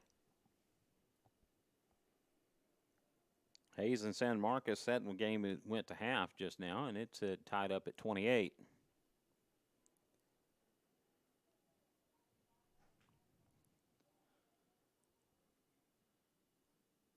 Adams from the shotgun. He fakes a handoff to Edmondson and hits Sedgwick in the flats, and he's going to walk it into the end zone. And that is another Eastview Patriot touchdown.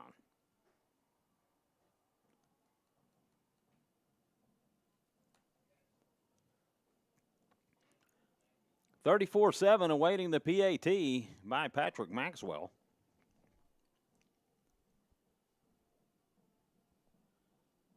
Adams on to hold. The snap and hold is good, and the kick is up, and it is good as it hits off the field house roof. And the Patriots extend their lead 35-7 over Cedar Creek. 8:50 remaining in the third quarter.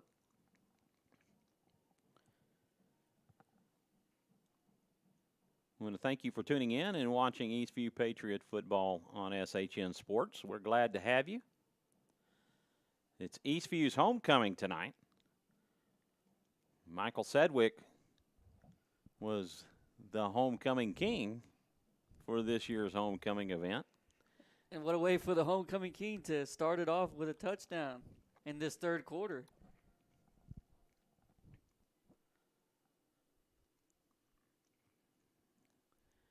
Well, that's a lot better than their first possession. They went 3 and out on their first possession. to start the second half and are able to get it into the end zone with their second possession. Patrick Maxwell on to kick it away and get the game back underway. Back deep for the Eagles, Davin Winston and Cade Masters. Maxwell will kick this one into the end zone. Fair catch signaled by Davin Winston.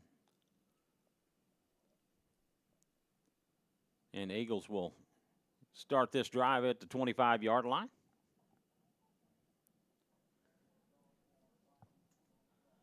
So looking to see if I can find any other scores going on around the district. So far, I haven't seen anything from Rouse to see how they're going this evening.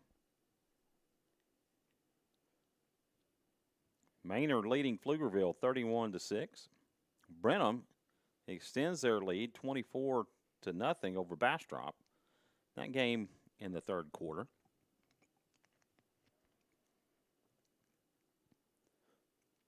Rouse 35, Elgin 6. That game also in the third quarter with 8:46 remaining.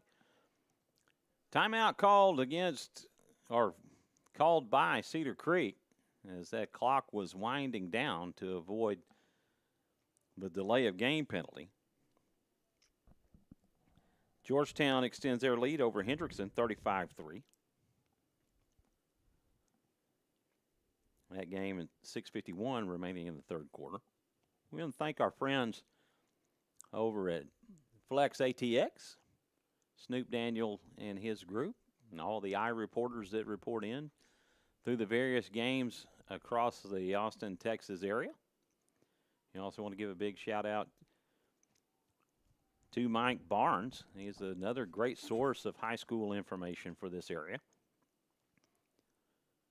Brian Allen in the shotgun, snap back. He's looking for an open receiver, and it's picked off by Tyler Wagner. He steps in front of the receiver, and he takes it to the house. A pick six for the Eastview Patriot Red Storm defense.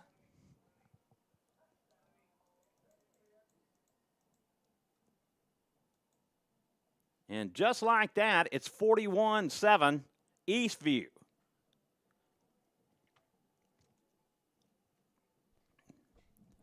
Eastview has been very close to several interceptions on the night, and it was bound to happen. And Tyler Wagner just jumps right in front of the receiver to take it to the house. The kick is up and good. Patrick Maxwell is batting 1,000 on the night, and I know that's a baseball analogy, but he has not missed. So good on him. Eastview has struggled at times throughout this season with field goals and a few extra points, but he's proving very solid. Yeah, it seems that the Eastview has found their kicker in Patrick Maxwell, and he's really paying off tonight with all these extra points and proving why he should be the starter at that position. And I just definitely want to give a shout-out to Wagner for having such a good mind of when to really bite on that pass from Allen in Cedar Creek and taking it to the house, first of all. And like I said, it's a great instinct by Wagner to pick it off, but an even better way to finish it with a touchdown. 8:41 remaining in the third quarter.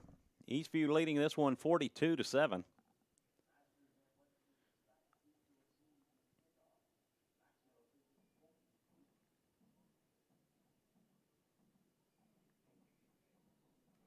Aikens comes back there toward the end of the second quarter, right before half, where they were trailing 42-0. They're now trailing 42-14.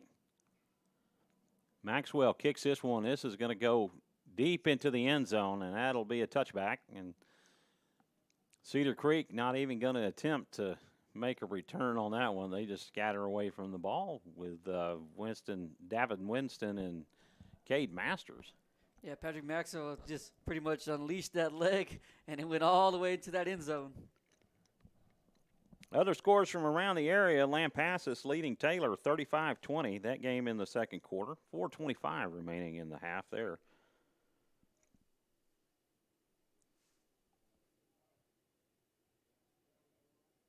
No other updates as of yet. All the other scores are still the same. Brian Allen from the shotgun. He hands off to Davin Winston. Davin Winston will be stacked up at the line of scrimmage. No gain on the play. It'll bring up 2nd down and 10 from the 25.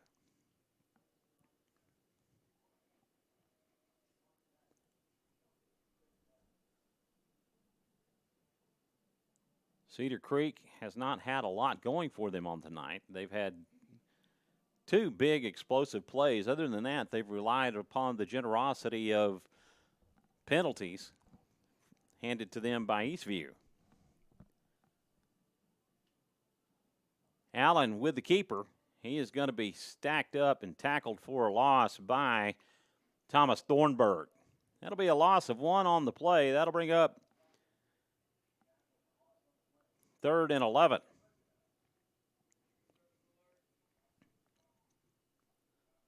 Patriots staying with a 4-man front.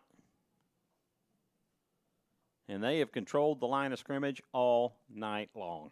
Yeah, they truly have. And you got to give a big shout-out to Thornburg and that defensive staff for putting them in the right positions, each of the defensive linemen, even the linebackers, and even the cornerbacks and safeties. The cover corners, a great stunt by Thomas Thornburg, and a huge loss on the sack. As Allen is going to be tackled at the 12-yard line. Blitz all the way by Thomas Thornburg, and he got his arms around the waist of Brian Allen, and he had nowhere to go.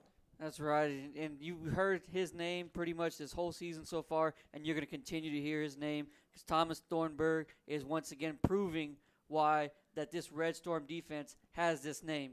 Allen will kick it away. Jerry Barone signals for a fair catch and waves it off, and it will take a eagle roll and down to the 44-yard line of the Patriots.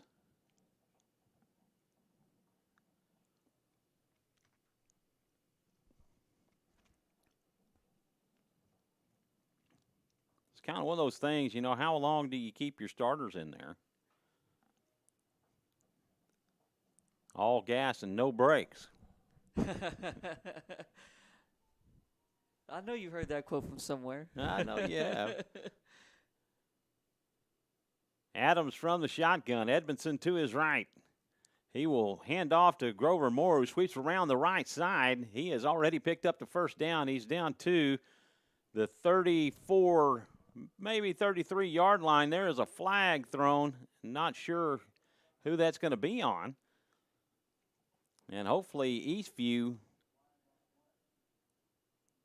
did not shoot themselves in the foot, but one of the officials is pointing at one of the players of Cedar Creek, so it looks like it's going to be against Cedar Creek. Personal foul on number 26. That would be J.J. Ruiz. A 15-yard walk-off against the Eagles, which was there was a huge gain by Grover Moore to begin with and tack on another 15, where the Patriots started from their own 44. They're now down to the 23-yard line of the Eagles. Adams in the gun. Barone in motion. He's going to hand off to Deonis Elizalde, and he'll pick up 3 yards on the carry. 2nd down and 7. Ball at the 16-yard line.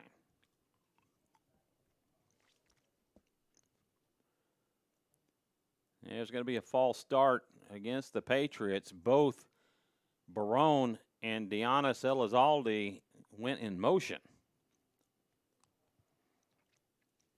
I think Barone was in motion, and Deonis Elizalde thought the snap count Yeah, I don't know exactly what happened, but I guess that the cadence by the quarterback maybe threw him off. They were going a little bit too fast, and so they had happy feet, ready to get that tackle, ready to get the ball, whatever it may be. We're at a second down and 12.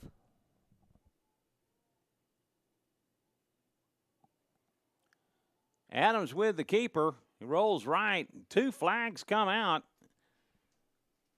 Not sure what it might be. When you see flags like that happen, usually it's signaled like a face mask, but we'll see.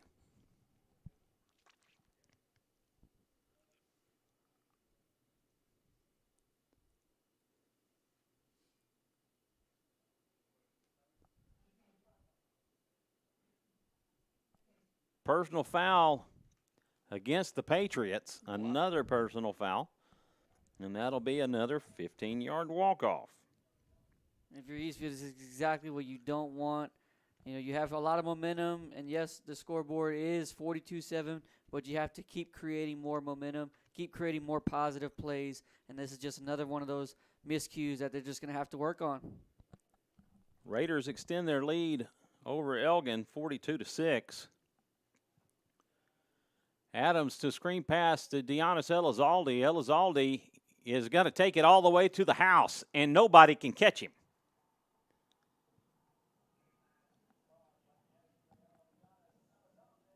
Vincent Mitchell was in pursuit, but there was no way he was going to be able to catch him as Deonis Elizalde was moving further and further away from him. Yeah, such a great screen pass by Peyton Adams, just the way they drew it up, and Elizalde finding his blockers, finding that seam to literally walk in the end zone untouched. Maxwell on for the PAT. Kick is up and good.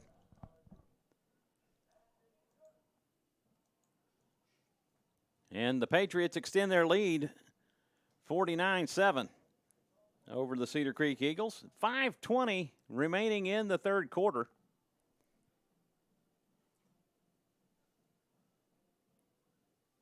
And the Patriots just out muscling the Cedar Creek Eagles. Yeah, in all the phases of the game, once again, just like what happened in the Elgin game, you're noticing what's happening here tonight against these Eagles. All 3 phases of the game, plus-minus territory and red zone and possessions. Every single facet of this game tonight has been all nothing but Eastview Patriots. The LBJ Jaguars leading Canyon Lake 28-21.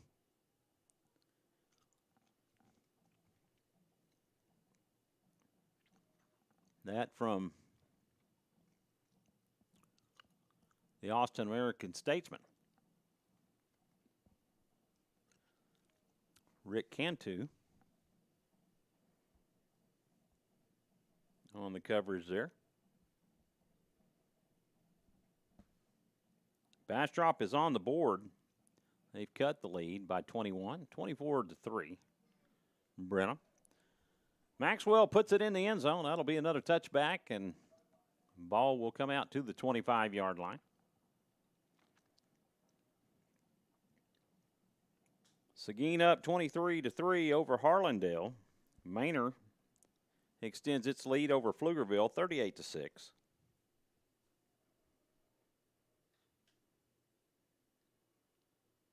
Rouse up 42-6 over Elgin.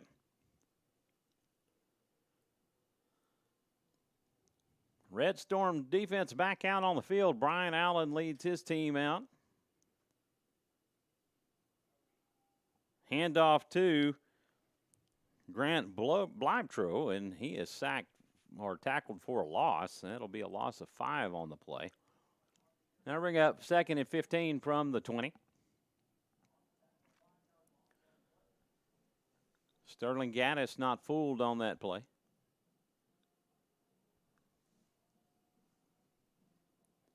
Davin Winston, the lone tailback. From the gun, Allen drops back. He's looking for a receiver. He keeps it himself. He's looking, and he takes it downfield. He looked like he was going to try to pass, but he will pick up nearly 10 yards, about a 9-yard gain on that play. That'll bring up 3rd down and 6.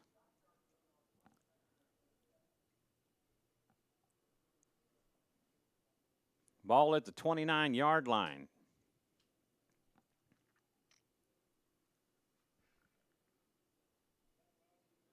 Allen making things happen with his feet.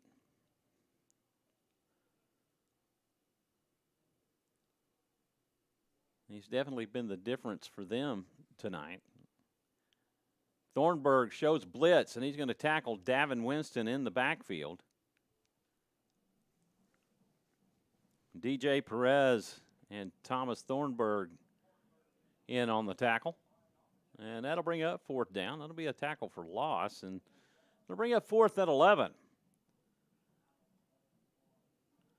Ball at the 24-yard line.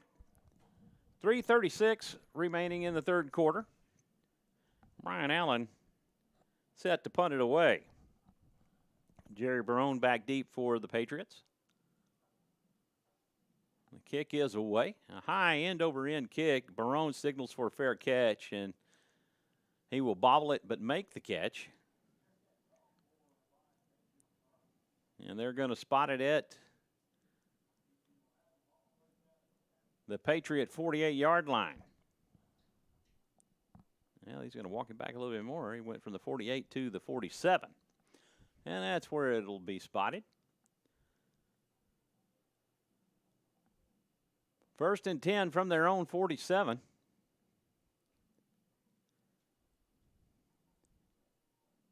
Adams under center. And he will hand off to Jalen Edmondson. Edmondson will get back to the line of scrimmage, and that's about it.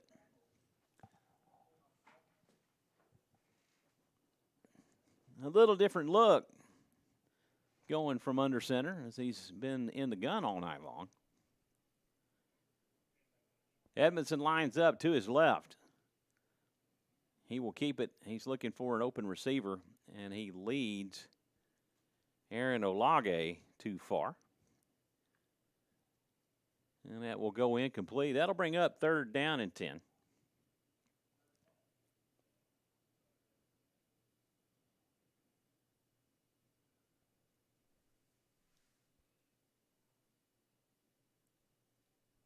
Patriots looking to the sideline, get the signals. Adams will go from the gun. He rolls to his left. He's looking for an open receiver, and he's just above the fingertips of Michael Sedgwick, and that'll go incomplete.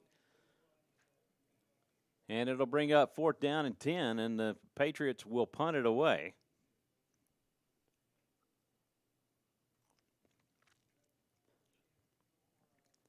Michael Sedgwick out to punt.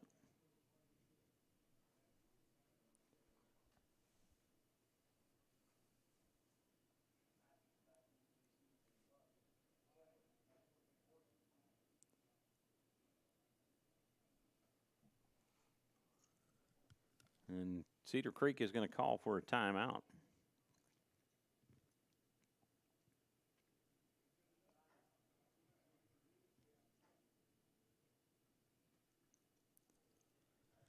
Lampasas 42, Taylor 20. Brenham still 24-3 over Bastrop.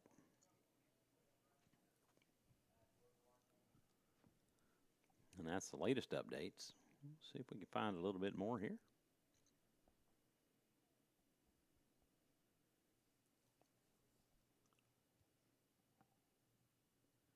.242 remaining in the third quarter.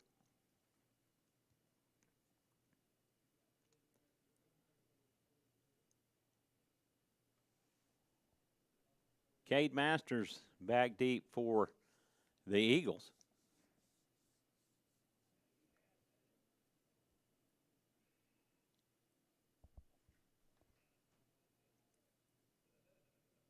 Snap back to Sedgwick. Sedgwick rolls to his right, and he's going to keep it and be tackled for a huge loss. The fake punt attempt did not work out, Roderick. Yeah, I don't know what Cedric was thinking. I know whenever he's punting the ball, he kind of can make that decision if he wants to do the rugby punt or try to go and see if he can get the first down. Obviously, unsuccessful there. Don't know really what he was thinking, but nonetheless, Cedar Creek has great field position, hopefully to try to chip away slowly or quickly into this lead that Eastview has right now. Well, they'll take over on downs at the Patriot 39-yard line. It's the best starting position for them on the night. Brian Allen in the gun.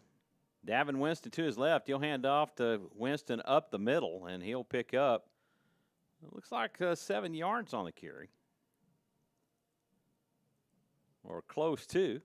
More 7-ish or 6-ish. 2nd and 4. That's going to be offsides with contact on the Patriots. That hard count definitely drew the blitz and drew them off sides.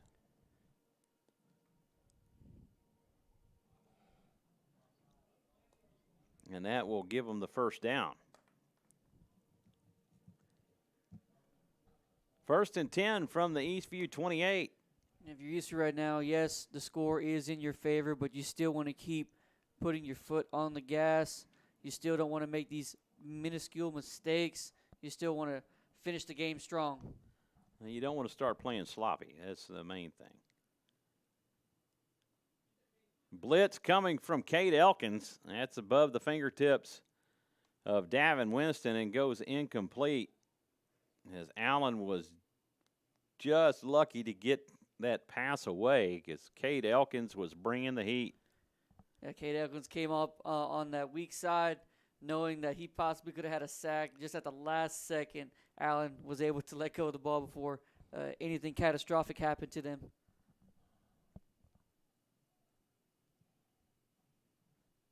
Second and 10. Ball on the 28. Allen looking for an open receiver, and it's picked off by Isa Punwu. Punwu, he's crossed the 30, and he could take this all the way. He's across the 50-yard line to the 40, to the 30. He's down to the 20 and will be knocked out of bounds at the Cedar Creek 11-yard line. My. A 90-yard pickoff return by Elder Isapunwu. And Isapunwu literally read that from the start, knowing where the quarterback Allen was going, and then took it 90 yards. I know he wanted that touchdown, but nonetheless sets up the Patriot offense with great field position in this red zone. Adams in the gun. Edmondson to his right. He hands off to Edmondson up the middle, and he goes into the end zone untouched. Another Eastview Patriot touchdown.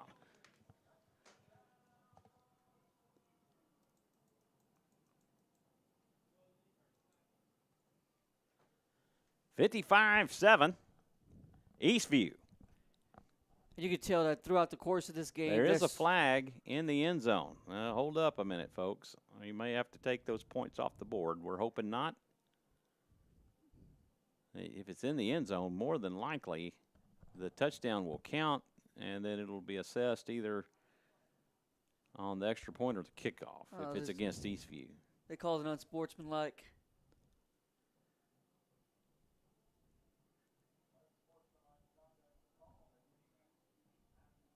Against Eastview. Did I hear that correctly? Yes. I don't know if they're going to enforce it on this try or they're going to enforce it on the kickoff. It's going to be interesting to see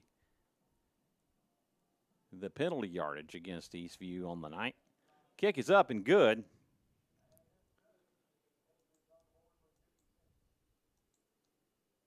Eastview extends their lead 56-7 over Cedar Creek.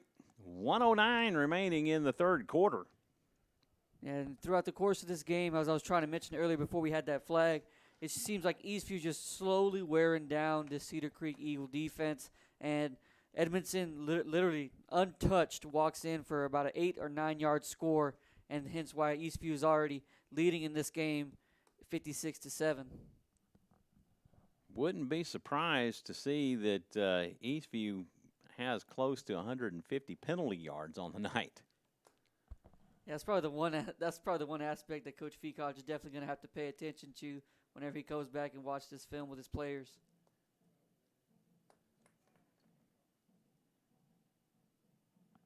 Yeah, they're walking the penalty yardage off on the kickoff. Manor extends its lead over Pflugerville 45-6. Weiss extends its lead over Leander 56-10. Weiss is really the real deal on the season. Yeah, Weiss is looking good on the season so far.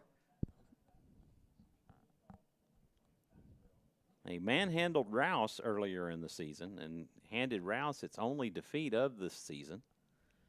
Patrick Maxwell on to kick it away. He will send this one to about the 17-yard line where it's fielded by Davin Winston. A block in the back sets him free, but there's no flag on the play.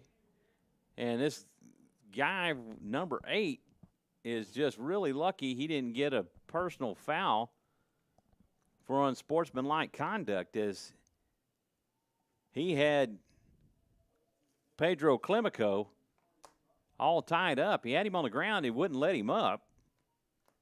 And he gets away with one right there. Yeah, and I saw the ref, and he's looking at that altercation just happening and not throw the flag, and you're wondering what's going on here. Well, maybe they're just tired of throwing flags. Who knows? Vista Ridge cuts into the lead of Cedar Ridge. It's now 25-21 Cedar Ridge. Hayes and San Marcos still all tied up. Brian Allen leads his team out on the field. And he will hand off a new running back who is immediately tackled for a loss by Jordan Hines.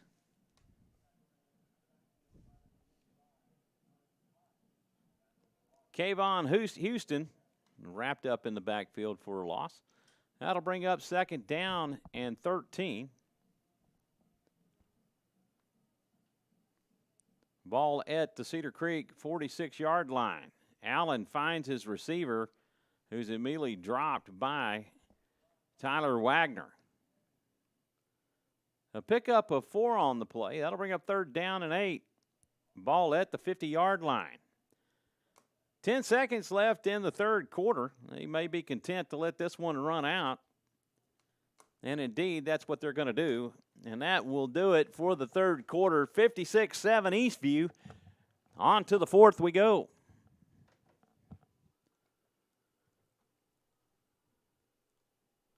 What a wacky 3rd quarter it's been, huh? Yeah, it's been a little bit of penalties here and there, a little bit of missed calls that we can clearly see. But nonetheless, Eastview extends their lead and scores another 28 points just within 1 quarter. And you're wondering how much longer are the starters going to be in before we start to see some of the backups get some experience here in this game. Well, the Red Storm defense doing what it had to do. A pick 6 by Tyler Wagner and a 90-yard return or interception by Elder Isapunwu.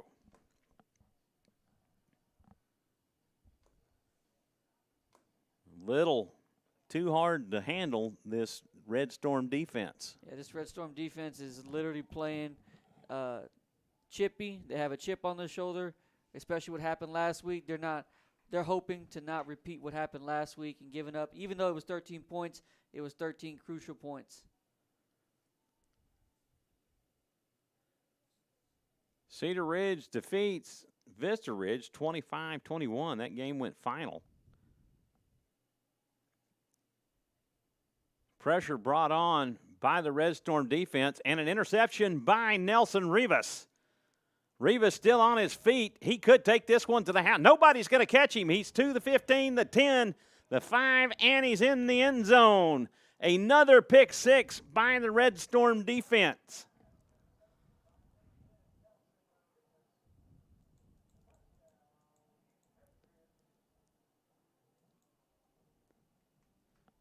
Eastview extends their lead 62-7 over the Cedar Creek Eagles.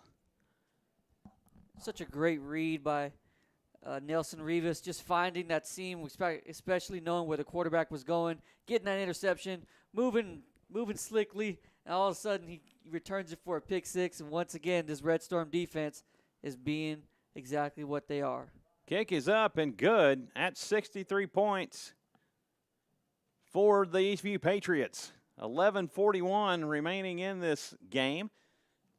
And what a way to start the fourth quarter. First play from the get-go. In for a pick six. A lot of pressure on Brian Allen, and he put it in tight coverage, and Nelson Rivas took advantage of it. Yeah, well, Brian Allen, I don't know he was looking at specifically, what receiver he was looking at, or what coverage that the defense was giving him. Nonetheless, Rivas takes it to the house, and we're looking at a very comfortable lead for this Eastview Patriot team. You know, it's homecoming night. They wanted to show out. They wanted to give a good showing, especially for all these fans, for this experience, because it's homecoming. Homecoming is definitely a game that you want to win, knowing that the alumni are there, the atmosphere is there, everything is there, and everything right now has been clicking for this Patriot team. And I will say you are 100% correct. Another final. Vandergrift has soundly defeated McNeil 49-7.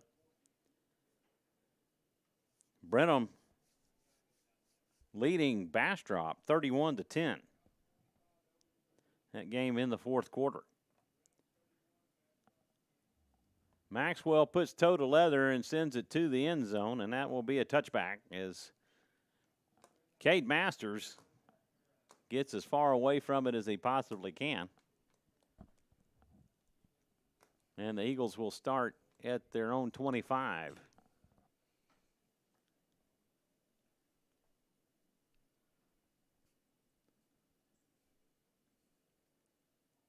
San Marcos finally breaks the tie and takes the lead 35-28 over Hayes.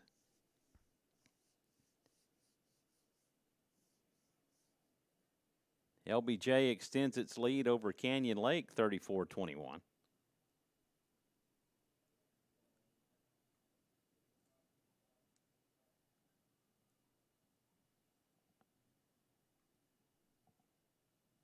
Brian Allen will hand off to Kayvon Houston. Houston picks up 3 yards on the carry. You have second down and 7 from the 28. Eastview making some wholesale changes on defense. You're seeing some players getting some time tonight. Thornburg shows blitz, and he wraps Kayvon Houston up and sacks him for a loss of 4 on the play. That'll bring up third down at 11. And Thornburg all night has been knowing exactly which gap to fill, A gap, B, C, doesn't matter, all the way to Z. He's been covering every gap, getting every tackle. Man, he's been having a great night tonight. He has. Between him and Sterling Gaddis, well, all the Red Storm, you can talk about DJ Perez, you can talk about every one of these guys. They've been putting the pressure on Brian Allen all night long. The line for Cedar Creek has been unable to stop them. Brian Allen fakes a handoff. He's looking for an open receiver, throws it way over his head. That'll be an incomplete pass. That'll bring up fourth down at 11. A lot of pressure on Allen by Ryan Jacobs. Jacobs, a junior.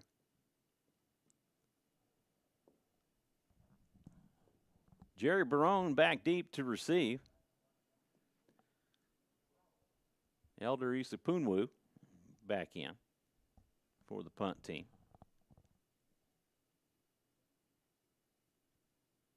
Thornburg showing like he's going to blitz, and he lays off, and then the end-over-end kick to Barone. He muffs it, and he's knocked back, but it's covered by Elder Isapunwu, and the Patriots will hang on to it.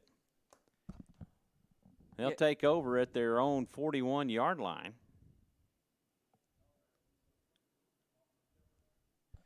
Yeah, Barone really felt that pressure coming. He knew exactly where those Cedar Creek Eagle defenders were going to be, and unfortunately wasn't able to come up with the ball. But Isapunwu came in and pretty much saved the possession.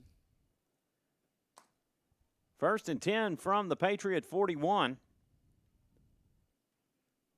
Peyton Adams in at quarterback. Jalen Edmondson to his left. Low snap, and he's going to hand off to Grover Moore, who's around the left side. Flag is thrown. Indicates it may be a holding penalty. Looking for the signal.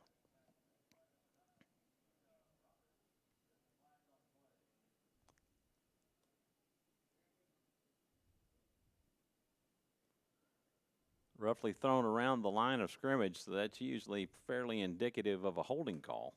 We'll see that they're taking their time to discuss it. Yeah, but it looks like the Eastview players know exactly what's going on. That's why they're moving already back.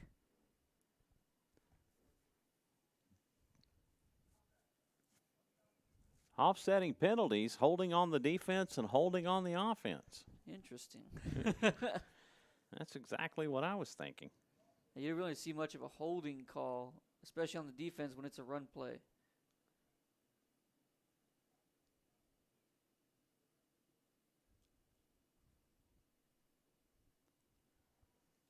Adams from the gun. He'll hand off to Jalen Edmondson. He's up the middle, close to the line to gain. We'll see where they spot him at. It'll be an 8-yard gain. Evidently, his knee went down well before the line to gain. 2nd and 2 from the 49. Adams with the hard count.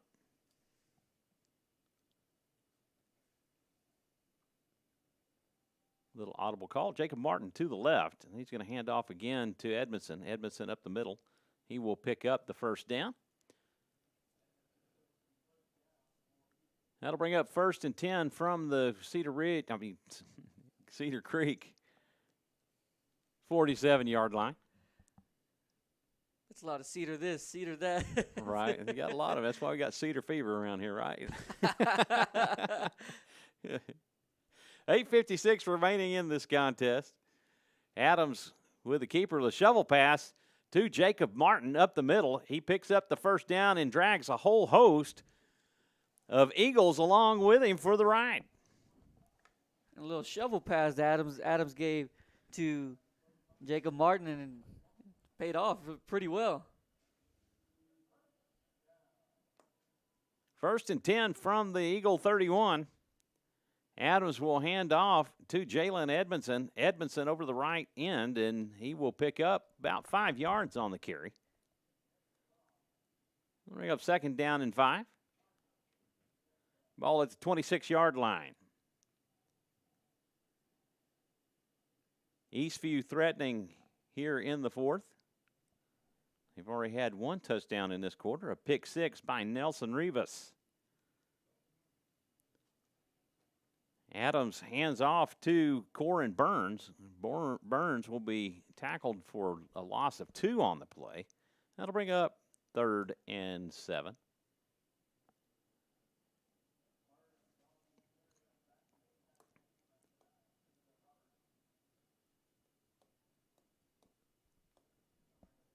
Third and 7 from the 28-yard line of Cedar Creek. Adams in the shotgun. Hard count.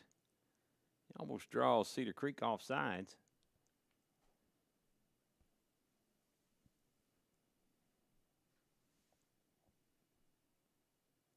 The snap. Adams with another timing route. He's looking for Corin Burns. And the ball is going to be short. No pass interference call on the play, and it will go incomplete. That will bring up 4th down.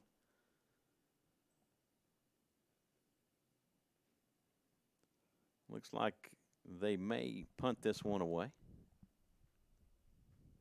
Looks actually like Patrick Maxwell's going to try a field goal here. Oh, I'll tell you what, he's had plenty of leg. We'll see. Left-footed kicker. Patrick Maxwell in to attempt a 45-yard field goal. It is up, and it is good.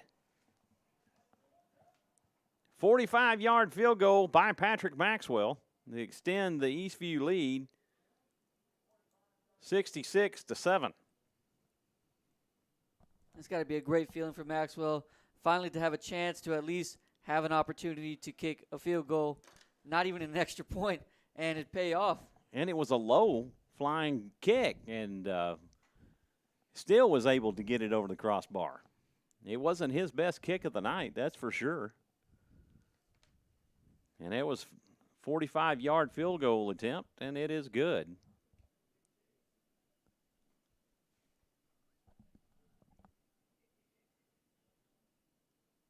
Weiss 63-17 over Leander. That game with 4 minutes left in the third quarter. Georgetown up 56-3 over Hendrickson. Brenham 31-10 over Bastrop. That game has now gone final, as Brenham will remain undefeated in district. Bowie up 35-0 over, Westlake up 35-0 over Bowie. LBJ 34-21 over Canyon Lake. Maxwell kicks this one deep, and it goes into the end zone for a touchback. Wimberley up 77-7 over San Antonio YMLA. Buda Johnson leading Veterans Memorial 28-21. Lampasas at the half 42-20 over Taylor.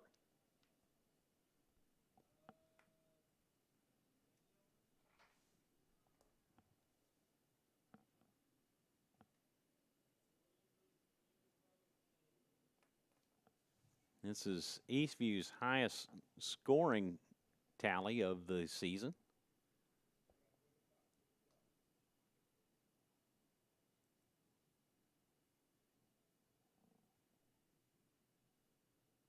Snack back to Allen. Hands off. A gain of 1 on the play. It was fumbled by Kayvon Houston.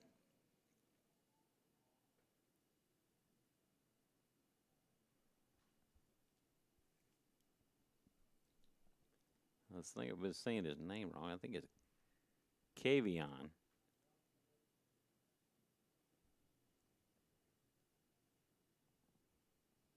Second down and 9. Again, the handoff to Houston. Houston up the middle. He picks up about 5 yards on the carry.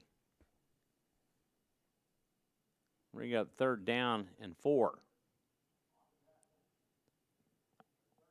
6:15 remaining in the contest.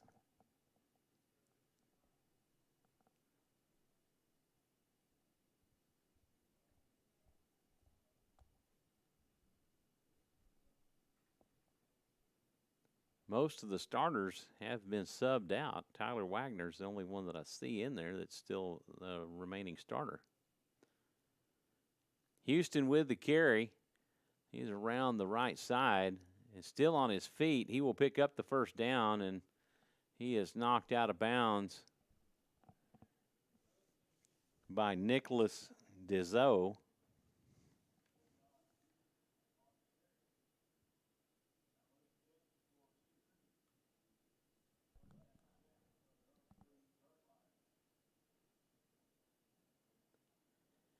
Rouse up 52-13 over Elgin.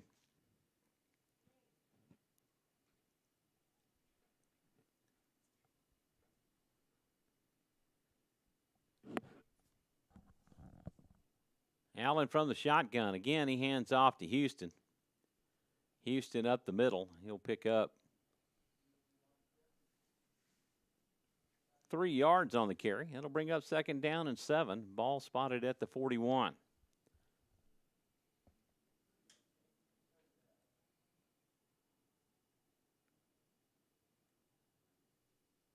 The Eagles content with keeping it on the ground and running the clock out. It's not unlike a team to do that when they're behind. Well, they see it's an insurmountable lead. Allen with the little flea flicker back to Cade Masters. Cade Masters will be upended by Christian Lansdale. That'll be a big loss on the play. That'll bring up 3rd down and 12. Ball at the 36. Cedar Creek at their own 36-yard line. They've crossed midfield only a few times this evening.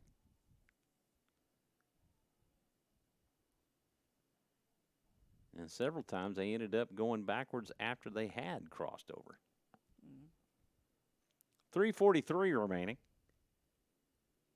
Little screen pass attempt as Allen was attempting to target Duncan Hamblin. And it falls incomplete. That'll bring up 4th down. 4th and 12 from their own 36-yard line. Brian Allen set to punt it away. Jerry Barone back deep. A high end-over-end kick, and Barone will field it at the 29-yard line of Eastview. They're going to spot him at the 30. Interesting watching the two line judges as they mirror off of each other. And so when the guy that's closest to the ball is different than the guy who's furthest away, you'll see the guy who's over by the yard markers, he'll adjust to the guy that was closest to the ball. Yeah, it definitely is crazy, but also amazing to see how they play off of each other, and spot the ball correctly and help each other out. Handoff to Pedro Clemico.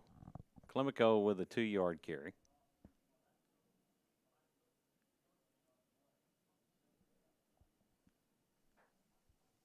So just got this notice from our good friend Chris Bauer letting us know that the record for points scored in a game by Eastview is 70. So if they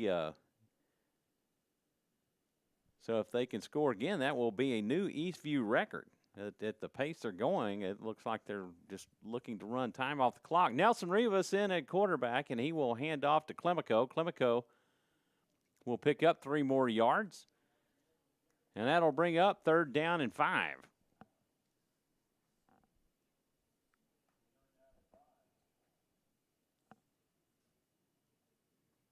Nearly 2.5 minutes remain.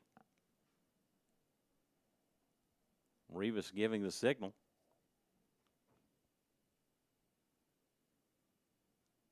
Again, he looks to the sidelines. 19 seconds remaining on the play clock. Eastview in no hurry. Again, the handoff to Clemico. Clemico was grabbed by the shirt, and he looked like he was going to escape the tackle, but ends up getting back to the line of scrimmage. And that'll bring up 4th down and 5. 1:59, and it's like possibly an injury timeout may have been called.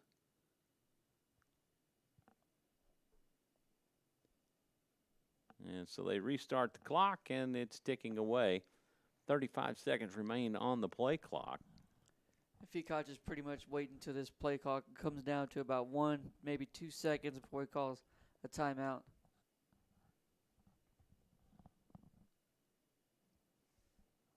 Rivas still in at quarterback, so it doesn't look like they're going to kick it away unless it's a little pooch kick.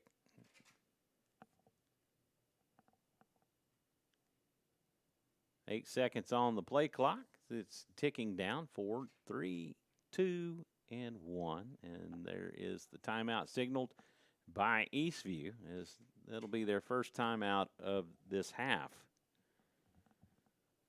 1:16 remaining on the game clock.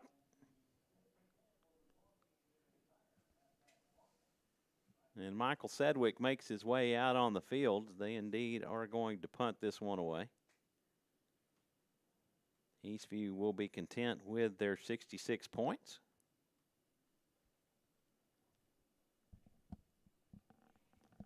And if their last possession is any clue, Cedar Creek is content to put it on the ground. With Seems- two pick sixes by this Red Storm defense tonight, albeit that most of the starters are out of the game now. They still show some hesitancy, or not hesitancy, but respect to this Red Storm defense. Right. It seems like both of these teams are kind of content with letting the clock run out and just already this game be final. A bobble snap, and it is fielded at the 43 by Micah Roberts, and he is injured on that return, return of 2 yards. And he is grabbing at his ankle right now. Off comes the helmet.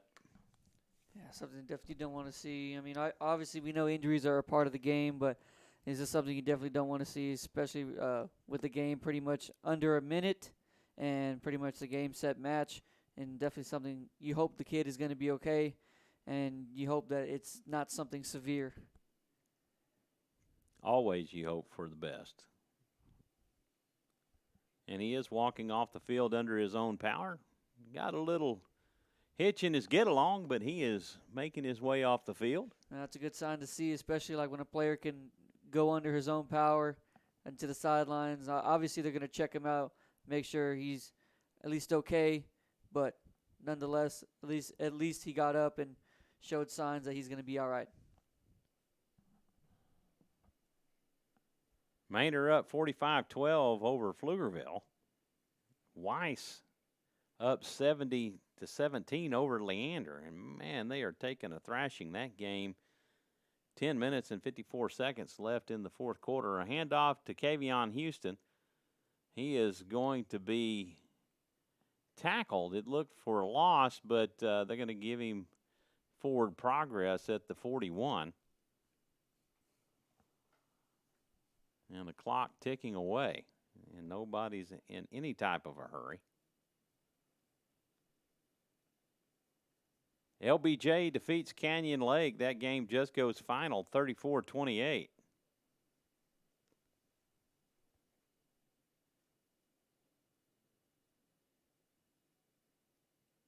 Rouse up 52-13 over Elgin. It looks like both teams are pretty much already content and clock winding down. I think they're going to call this a game. 15 seconds, and the play clock's not even running. That's going to be it. That's going to do it. This game goes final with Eastview winning their homecoming 66-7 over Cedar Creek. What a second half it was.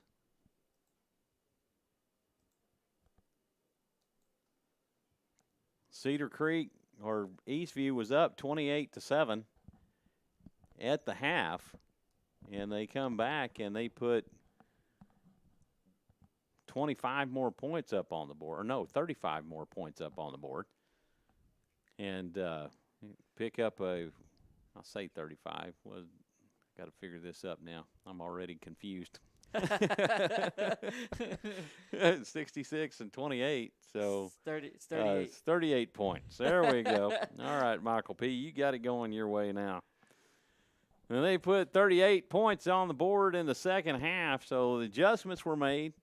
2 of those, 14 of those 38 points were scored by the Red Storm defense with pick sixes by Tyler Wagner and Nelson Rivas.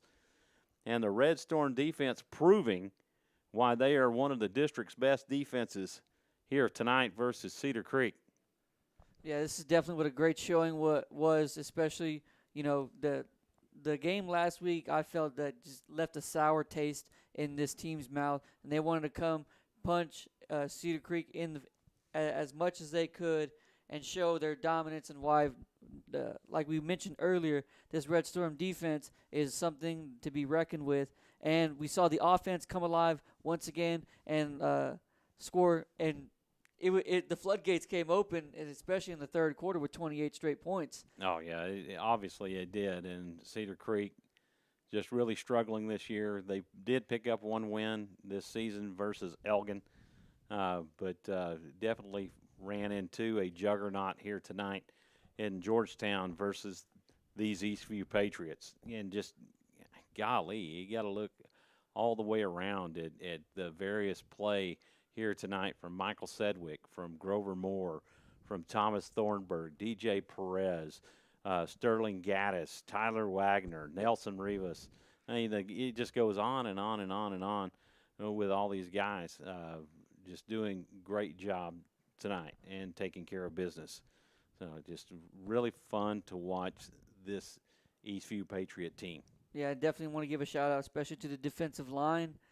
Cedar Creek had no answer for them. They were getting pushed around all game. They were showing their dominance. And like you mentioned earlier, so many guys that came up big for this game and really showed out and really showed Eastview to grab such a good win for them. And heading into next week when they take on who presume? Next week we will be at the field to play Connolly. That'll be a Thursday night game next week, and we will see y'all at that point then from the field, and hopefully we can get our crown mic woes taken care of. I'm going to reach out and see if I can possibly find a cordless mic that we can use. The field also does not have press box audio there as well, so we did have a workaround last year with Travis. He had a wireless mic that we were able to use, and we just taped it to the outside of our booth and the glass in the booth, and used it the last time that we were there. And of course, it poured down rain, and that was a delayed game that ended up being played on a Saturday, if I remember correctly, to decide the winner of that game. So what a great homecoming win for the Patriots tonight. Just outstanding play by this Red Storm defense, and we can belabor that, but we've talked about it, and they've done a phenomenal job. Peyton Adams, I'm sure he's going to look to get back on track with his targeting his receivers and working on timing and getting his passes down and more accurate. Resilient quarterback, did a great job last year, and he's doing a good job this year. Tonight just a little bit off, had some receivers not catch the ball as well, so got to work on that. And once you get that taken care of, it's all going to fall into place for this team. So a great win, a happy final here tonight. 66-7 go the Eastview Patriots with their second win of the district season. They go 2-1 in district and 3 overall on the season. And so he's Roderick Castillo, she's Jamie Castillo, and I'm Michael Francis. We want to thank you for tuning in and watching Eastview Patriot football on SHN Sports. Good night, everybody.